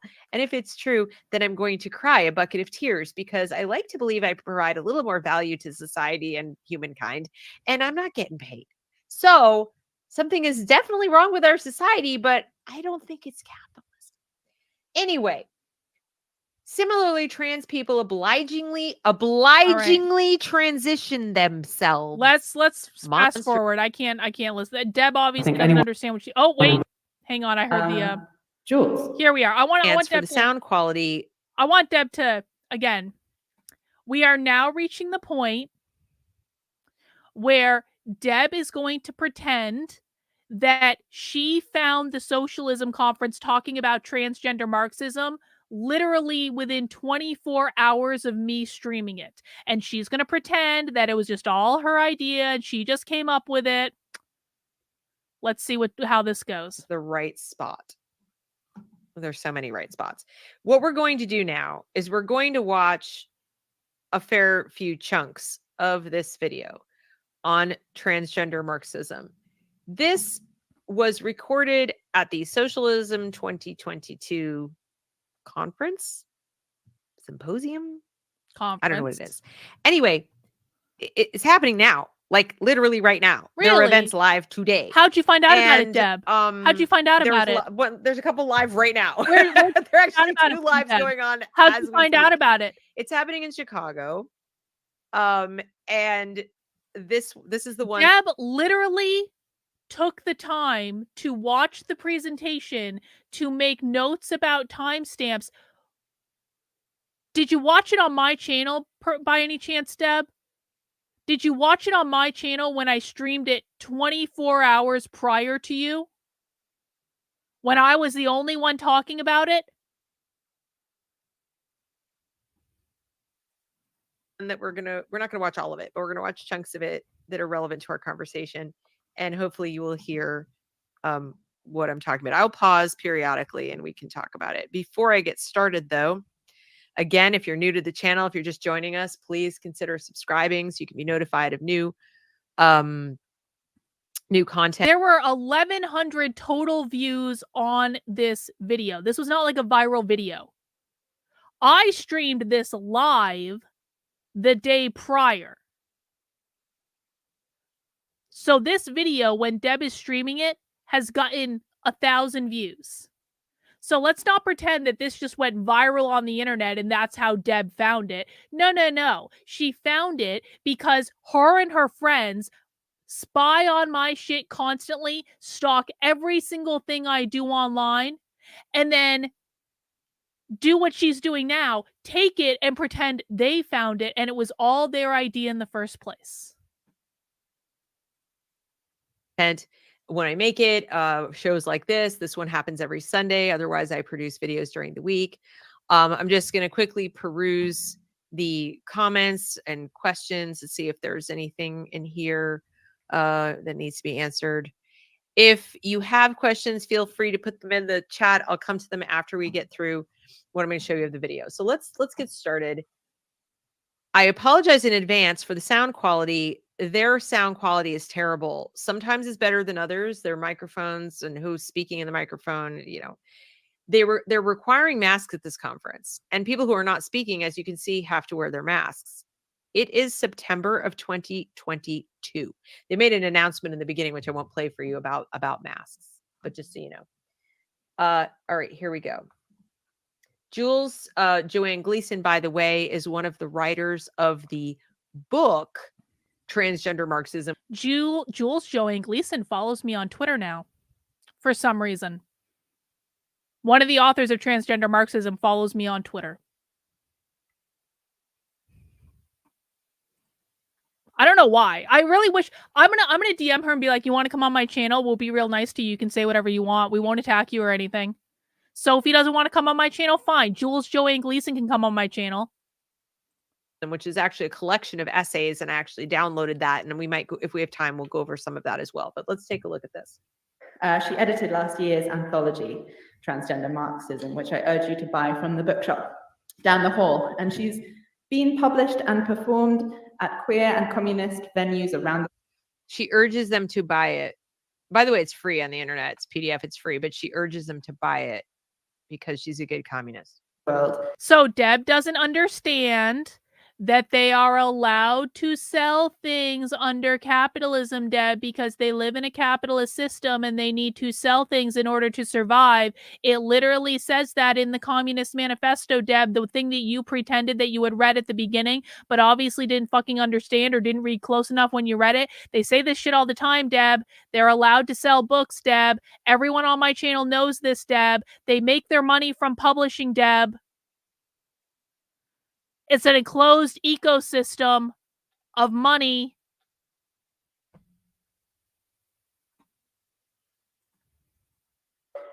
She is writing a book about intersex liberation and the 1990s. Cade Doyle Griffiths teaches anthropology at Brooklyn College, CUNY, and lives in Flatbush. He's an editor at Spectre Journal.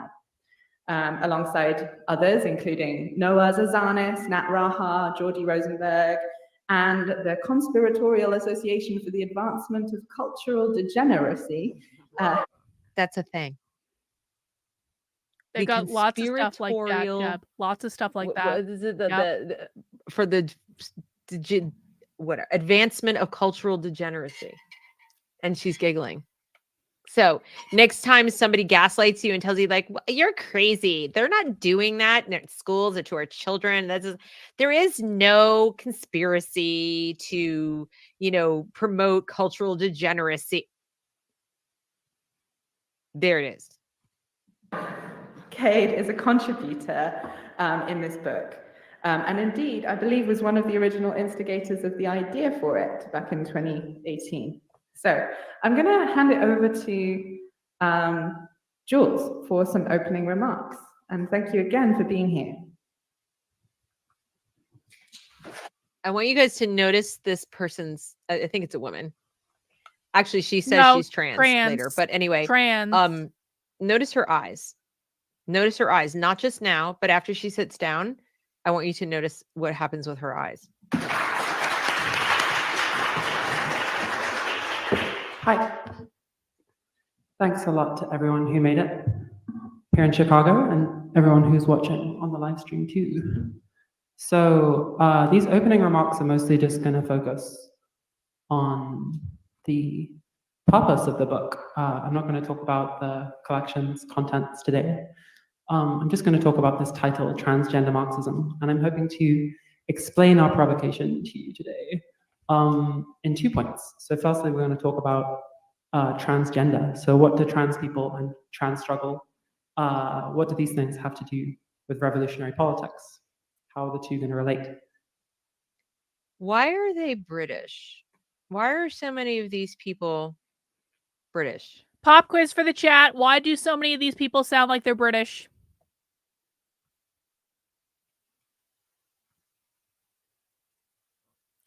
Why do so many of these people sound like they're British? Pop quiz. You guys know the answer to this.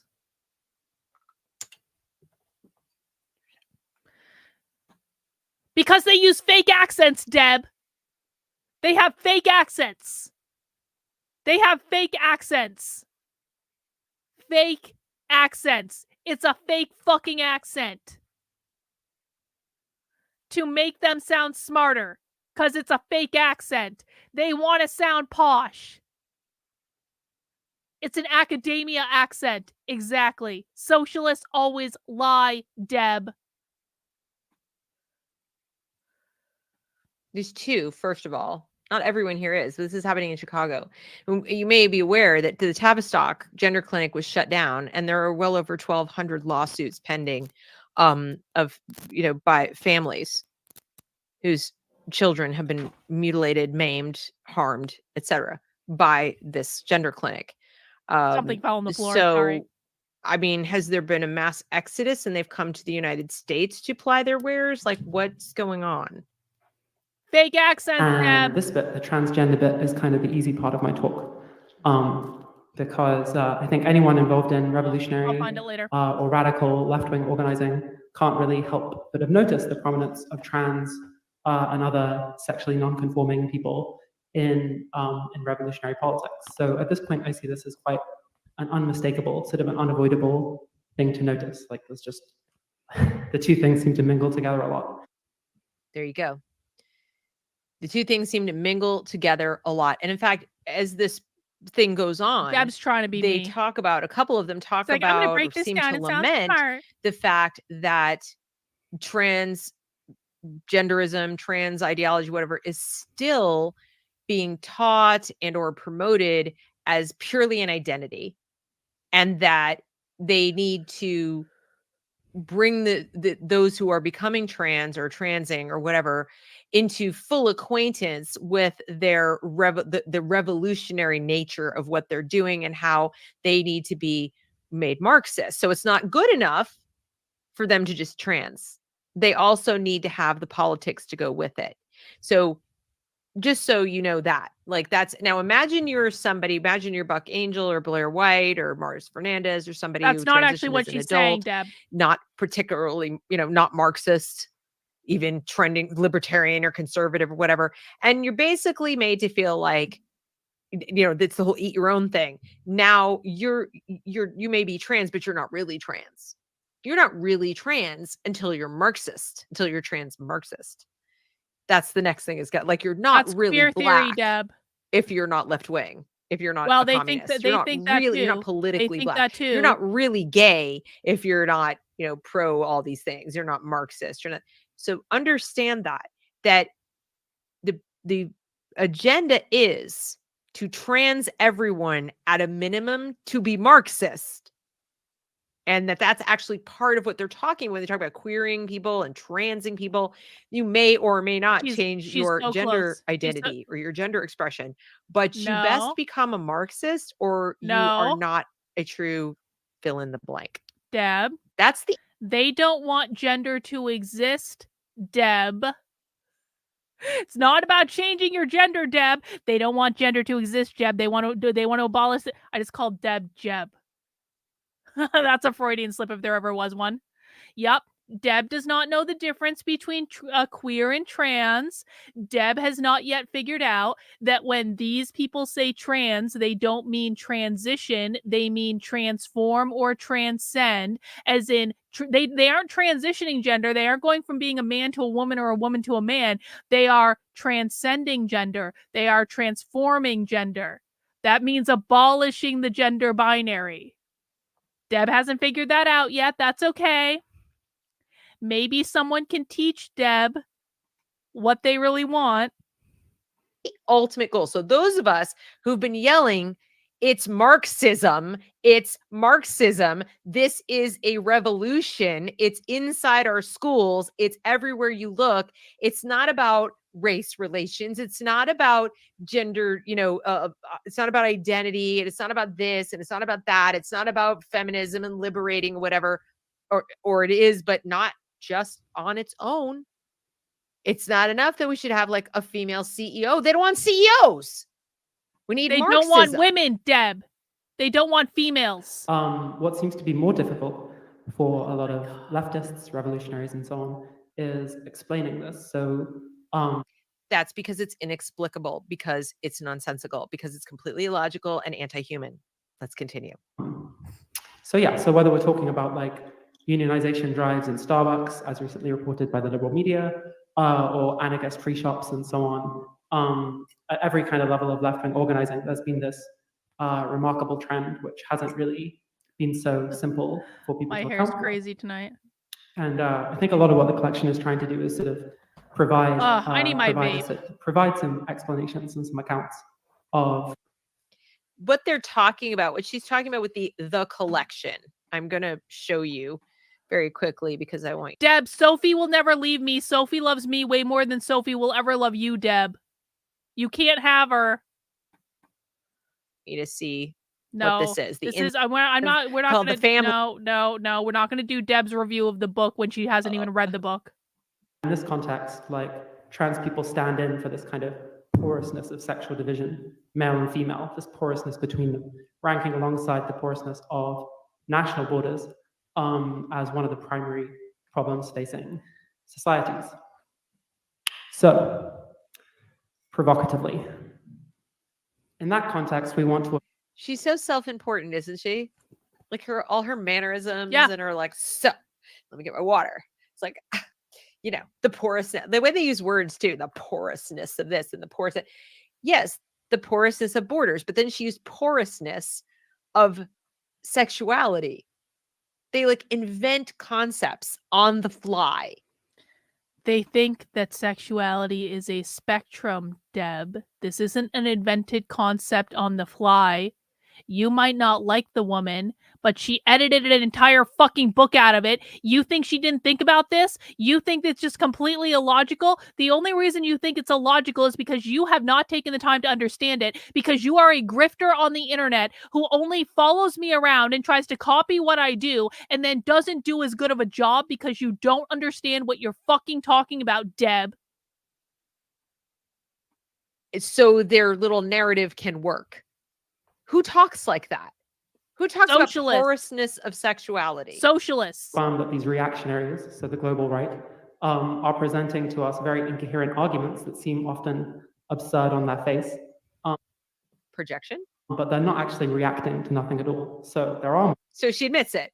They're not actually reacting to nothing at all. They just present arguments that are absurd on their face. That's not actually what she said. What arguments would those be? These things are happening. They're real. These people really mean this. They're not kidding. This is an exaggeration. It's not hyperbole. They want to abolish the family. They want to abolish childhood. They want to throw out science.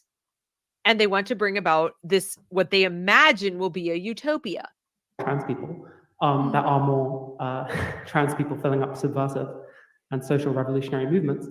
And this reflects very objectively real and quantifiable challenges to the grip of families over our lives, and therefore the reproduction of capitalist relations. So these are... What does that mean, Deb?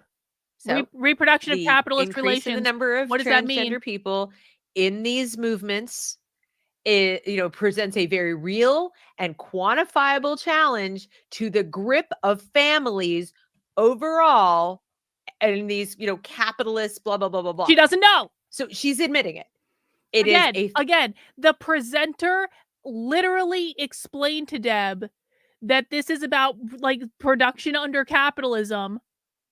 And Deb, again, the concept just goes completely over her head that the family is the production unit of capitalism. Just goes woo right over Deb's head because she hasn't taken the time to learn this shit like we have. Bot is able to identify social reproduction theory better than Deb. threat to the family. Now, the fact that they're happy about it is, her point of view. Okay. But we're not. And we're also not imagining it. So the next time you're facing somebody and saying, this is what is going on, and this is whether you, teacher Smith at my school, are aware of this, which you're probably not because you just went to a professional development training and they told you this is really good for kids and you were being an inclusive and wonderful and loving and caring person to bring this into your classroom, and that you're going to be rewarded for how many flags you have and all this. So maybe you personally are not in league with this, but guess what? We're not crazy and we didn't imagine it. Because I think it's about 50-50 at this point. 50%, they know full well this is going on and they think it's awesome. And they shouldn't be allowed anywhere near your children. And then 50%, they're completely oblivious and they're just into the latest, greatest thing because that's what their cool friends tell them they're supposed to be into. And they're really being very helpful. And they didn't learn about child development in their graduate classes. And they forgot who. It is people like Deb who make it difficult for me to get in front of more people with my content. Let me explain how. Because it's not just that she's a raging cunt on the internet. It's not just yet that she has participated in smear campaigns against me for fucking years. It's not any of that. Most people think that they know everything that they have to learn about the socialism stuff because when they go to streams like this, curious about this topic, they end up learning absolutely nothing because the people presenting the topic haven't taken the time to learn what they are fucking talking about. And so all they get when they go to these streams is whining and complaining and bitching and moaning about everything that's being said. Deb is not breaking down what Jules Joanne Gleason is saying. Deb is not teaching people, here's what these words mean. Here's what social reproduction theory means. Here's what capitalism means, how they define it. Here's how these two concepts relate. Here's what Deb is not pausing to make sure her audience is actually understanding what is being said because Deb herself, even though she already pre-watched this, because she picked out timestamps, so she's already pre-watched this entire thing. She didn't take the time to think about what was actually said. She didn't care about teaching it to her audience because all she wanted to do was bitch and complain about the socialists in order to own the libs. And people go to streams like this and they think that all streams about socialism that don't come from the left are just this. That's why I get people on my streams all the time that were like, I learned so much more on your stream than I've ever learned on any of these other streams because I understand what they're talking about. I took the time to understand the language. I break down the fucking concepts. I'm not just complaining about everything. I might complain about disruption in my chat, but I don't complain about what these people are saying. I don't go, ha ha ha, aren't they stupid? Aren't they stupid? This is so stupid. This is like this is why I outlawed debunking on my streams because it became like if we were going to debunk every single thing that they said, that's all people would ever hear. Now you guys are seeing why I don't allow that. It's not just that I'm being mean and I'm being a control freak. If I allowed debunking in my chat, it would sound exactly like Deb and no one would ever learn anything. Because when you're debunking shit, you're not listening to what they're saying. Piaget was, and they don't know anything about brain science or hormones or human nature or anything. Because they weren't taught, because they were brainwashed. And it may be up to you to bring them into a more full acquaintance with reality. Real trends, which we have to offer some response to. Needless to say, the responses which we offer are pretty different to the global political right.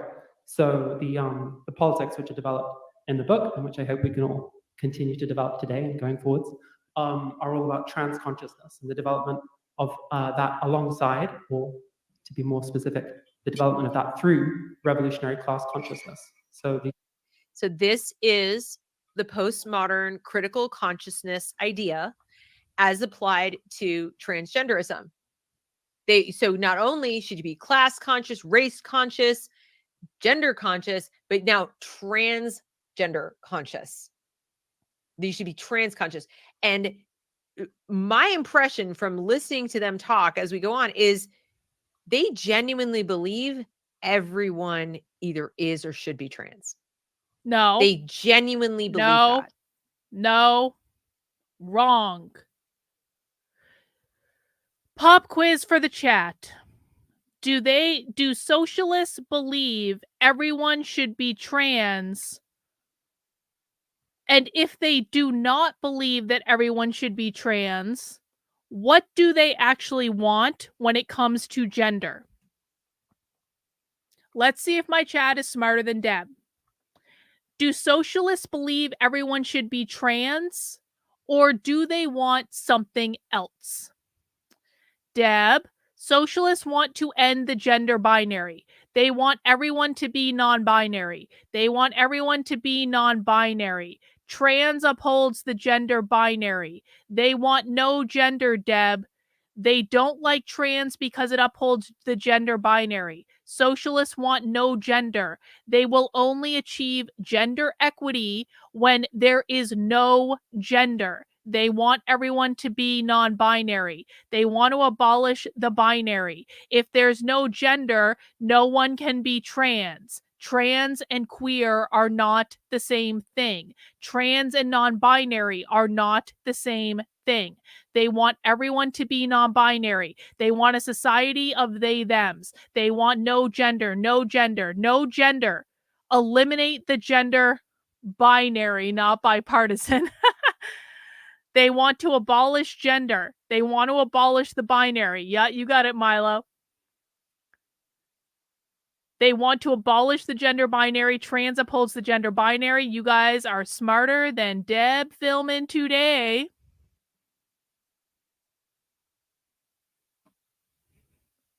I hope you enjoyed that as much as I did, Deb. That being a normie, being cis, is by definition being repressed and oppressed.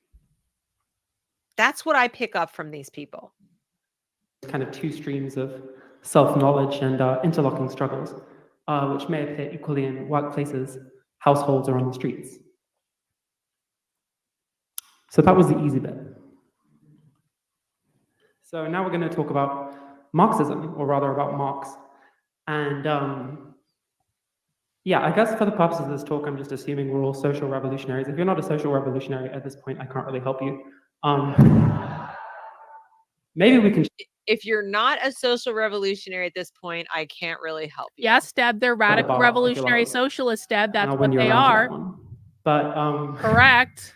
But right, so if you're a social revolutionary, why bother with Marx? Like, what specific traction does his writing and the writing which draws from, especially Capital, what's the purpose of turning to that body of texts and that body of analyses for...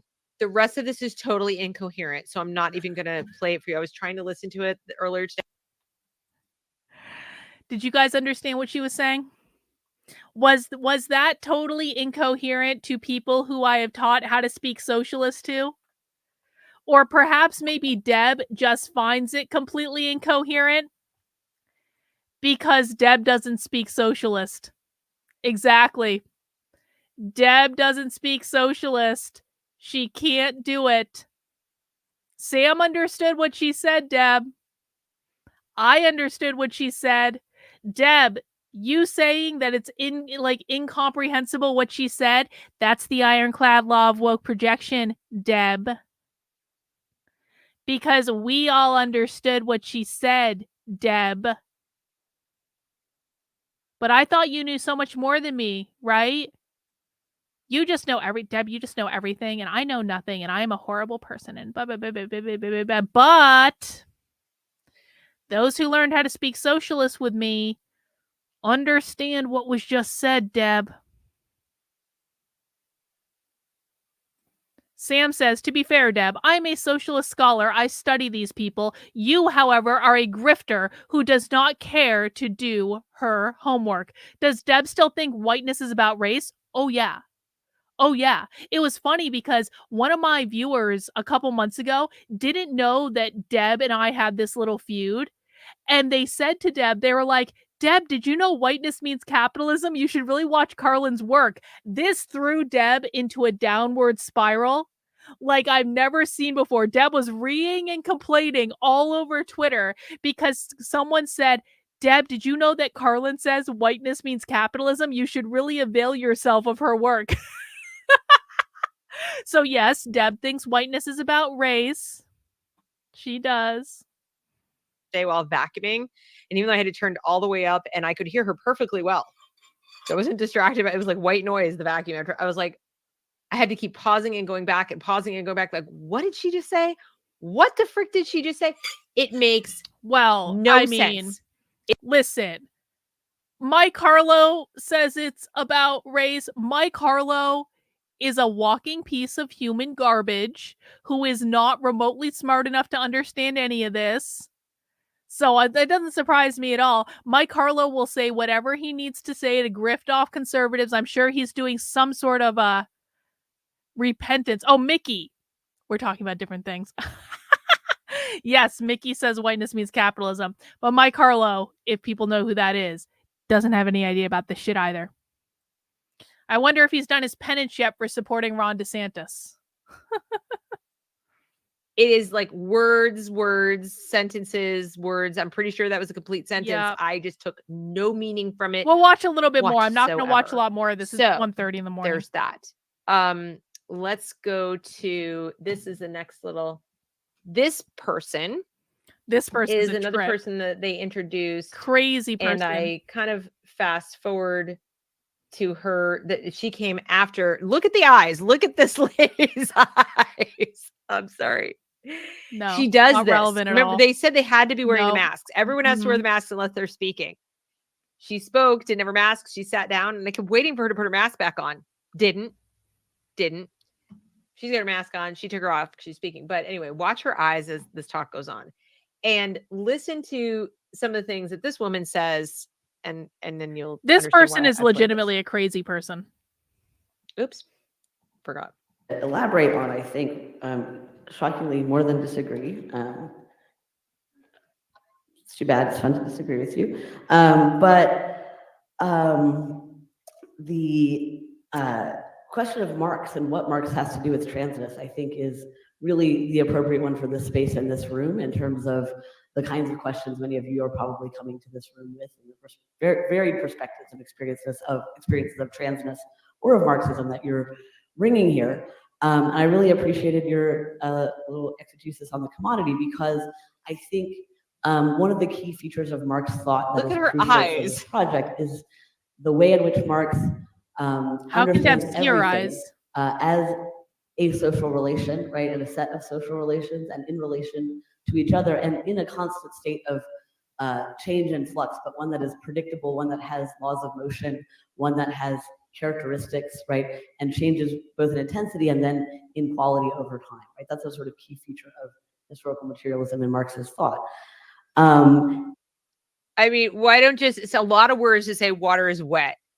Like social relationships, or, you know, they're all constantly in flux, but there are certain predictables, blah, blah, blah, blah, blah. I'm like, okay. And this has fuck all to do with anything, but continue. I think that for me, the most important, that's the most important thing for thinking about transness from a Marxist perspective, and just simply in the correct register. Yeah. This is a really great point, Sam. I love how, while she goes around saying socialist companies fail, meanwhile, Haymarket Books, the people who put on the socialism conference, covers her entire sidebar. Haymarket Books is the most successful socialist book publisher in the country. They have a lot of money. They are doing just fine. And they literally only publish and advance socialism, which they're allowed to do, Deb, because Marx and Engels taught that you are allowed to utilize capitalism if you are fueling the fucking revolution against capitalism. She uses the word register a lot. Remember, the other woman used porous to refer to things that were not porous, and like porous is a weird word to use it. She uses the word register. It's kind of like they're making up terms that I think to sound smart. Like they'll use the word space to not refer to space. No, it's their own language, Deb. How we can they have a understand some different of language, the mysterious Deb. social conditions that have recently emerged around this question, but also what they mean and what they could potentially mean, most importantly, right? So that is to say, I think in the kind of liberal account, right, transness is often assumed to be a sort of individual inherent characteristic of identity, right? That transness is something any given person may or may not have, and that's how it is approached, right? In the liberal rights register, in the register of register, and liberal rights register, and this register and that register. So she's about to say basically that what we've been told by so many people for months now, that it's an identity. You know, we've got Kimberly Crenshaw's intersectionality little diagram they're showing our kids in school, and that being trans is one of those, that's your gender identity. She's about to say that's not correct. That's not it. That's not even what Kimberly Crenshaw's teaching, Deb, but nice butchering of what is actually happening. Of individual feeling, right? Sort of all the way down. This is an individualist kind of essential quality that people may or may not have. That's completely wrong. And it actually explains nothing about why, for example, the number of trans people might change over a short historical period. Well, she's right about that. She's right about that. It explains nothing about why the number of trans people increases, because why it's happening is it's a social contagion. It's rewarded, and the kids are being conditioned to believe that their discomfort in their own skin during puberty equals they're trans, or that any gender nonconformity, you know, the thing that they fought for, that feminists and all these people fought for so long, that you should be able to be non-conforming to social norms and basically get on with your bad self and nobody cares. Girls can play with trucks and boys can play with dolls and nobody cares. No such thing as a gendered toy. Okay, well, it's like we crested that hill and came crashing down hard into regressive stereotypes, or you are trans. So Deb, like me, is an Aries. And I'm way more of a powerful Aries than Deb is, though. Deb is not a pure fire sign in her astrology. I know because she posted about it one time. I am an Aries sun, Leo moon, with fucking Mars in Aries, which makes me fiery as fuck, and I have Pluto in my first house. You're not gonna find people as fiery as me. Like, I am about as fiery as it fucking gets. I bring this up, though, because I learn a lot about myself by watching other Aries. And it's actually pretty rare for me to find people online that display Aries characteristics that are like streaming on a regular basis. I've been watching someone who is not an Aries sun, but has Aries in his chart. And like he shows up sometimes on streams so fucking Aries. And it's like, it's actually really interesting for me to watch him because I learn a lot about myself and how I show up on stream by watching him, because he does a lot of the same things that I do. And so like when I see someone else doing it, which it's kind of like the first time this has actually happened to me, which is why I'm kind of like, it's fascinating because like I see someone else doing the things that I do, and it teaches me about myself and how I'm perceived by other people.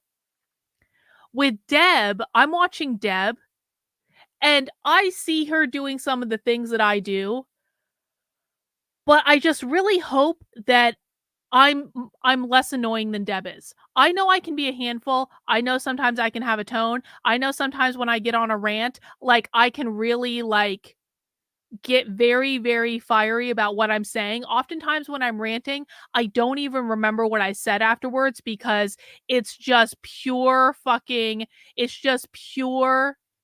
like fire, and I don't even think about what I'm saying.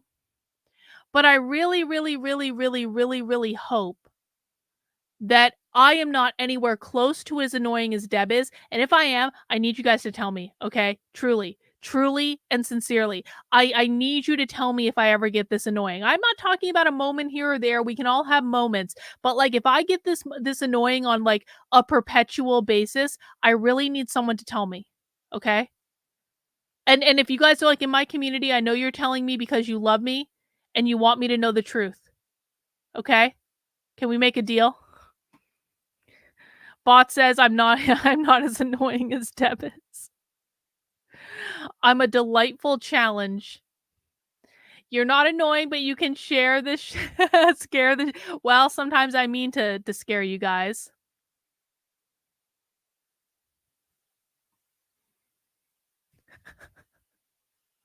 Thank you, John. Thank you, John. I appreciate it. Thank you.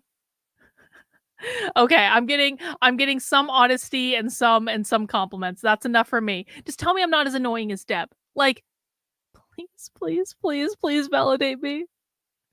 Please validate me. All right, let's watch a little bit more and then I'm going to bed. I would have been trans. 100% I would have been trans as a child because I was very boyish. I was a tomboy. I played an all-boys soccer team. I've told my audience this many, many times. And now it is official. It is official, apparently. Colin Wright wrote about this week on his Substack, Reality's Last Stand. I highly recommend you go read it. He talked about how basically we're all trans now. If you're at all gender nonconforming, the American Academy of Pediatrics, psychology, all these different groups basically declare you trans. They're obliterating gender nonconformity. Tomboys, no, that's not a thing anymore. And now here she is to tell us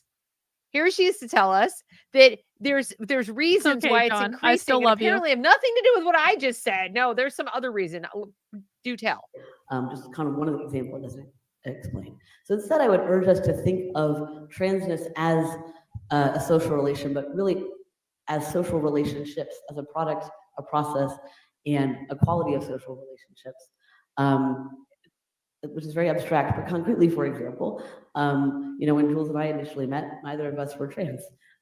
So when they originally met, they're adults. They're like, neither of us were trans. Then what happened? Let alone contributors to an essay called Trans Marxism. And it's very much the case that our friendship over time has been the process. Night, nerd, you have a good one. The process of becoming trans Marxists and trans Marxist theorists for both of us and for many other people too, I would say. And she doesn't see anything strange about that. Mm-hmm. Probably they think that's good. Allegedly. What you and I would call look at her eyes. Look at her freaking eyes. This woman creeps me right out. Anyway, I want to look at her. She's looking at the audience. Ugh, I feel like she's looking right through me with her dead eyes. Anyway, that's just rude. Many Deb, of us honestly. would say, no one commented on your looks. Maybe Deb. you need to see someone about that. Like if I had a social relationship and it completely changed who I was to the point where like it changed my whole outlook, identity, worldview, etc., just by virtue of being in that relationship, I would hope that somebody who knew me before or someone who loved me and someone who cared about me would come along and say, so have you ever heard of a term called grooming? Have you ever heard of the idea of, that's not going to go over well, Deb. Or a person who like has manipulated you or anything like that? Like, I think that's a warning flag.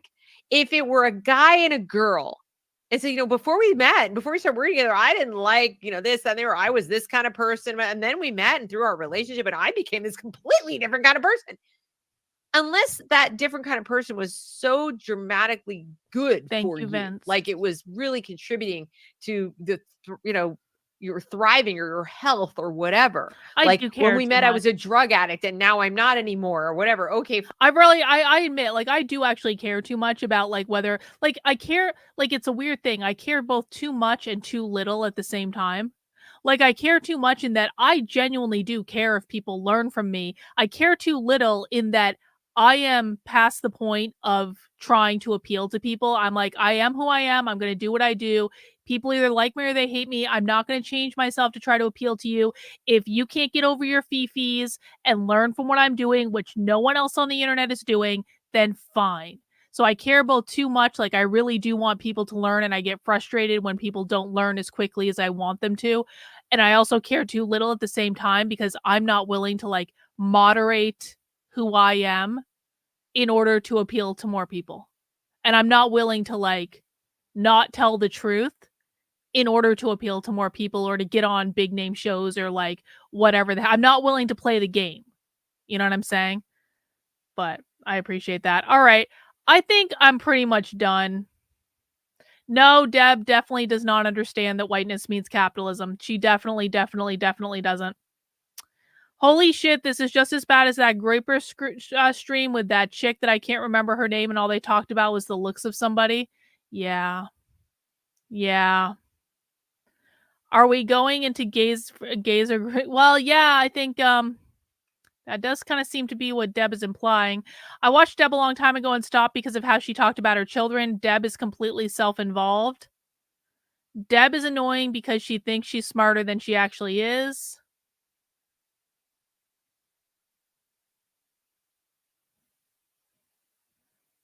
Carrie says, you can be off-putting, but you're passionate and don't give a fuck. That's true enough. If only the PR shills would get the F over themselves and uphold those doing the work, well, they never ever will, because I wouldn't go to the gym and lose weight and show off my boobs and like dye my hair and look conservative and all that stuff and say their talking points, and that means they won't ever tell people what's going on because they're spiteful little bitches. All right, guys, I am getting tired, and I think we've seen enough. So, thank you, stepmom. Thank you for giving me this glorious moment of you being dragged on the internet by millions of people for having a hissy fit about a photo of a little black girl smiling and Target selling merchandise with black people on them. Deb, not everything with black people in it is woke. Black people doesn't equal woke. There are a lot of black people, there are a lot of people of every race that are against the woke bullshit. How do you think that? Have you ever actually taken the time to get to know them, Deb? Because I went to the black conservative Twitter spaces. I went to the black libertarian Twitter spaces. I don't agree with all of them, but I took the time to fucking learn from them, and I still learn from them all the time. I was on Sonny Johnson's show yesterday, and even on that show, like every time I've talked to Sonny Johnson, like she's taught me something about the black community, the ones that don't like the woke bullshit. And of course, and I listen to what they have to say because it's interesting, and I think that the black community can be an integral part of helping us beat this shit back. Because they're some of the most affected people by it. But no, Deb doesn't want to take the time to do that. Deb just wants to make fun of a picture of a little black girl smiling on the internet for virtue single fucking clout, while pretending that she knows about topics that she refuses to actually go in depth into, because all she wants to do is be outraged on the fucking internet about this. And she finally got her just desserts, and I'm not sad about it. I think it couldn't happen to a nicer person, Deb. It couldn't happen to a better person than you, Deb.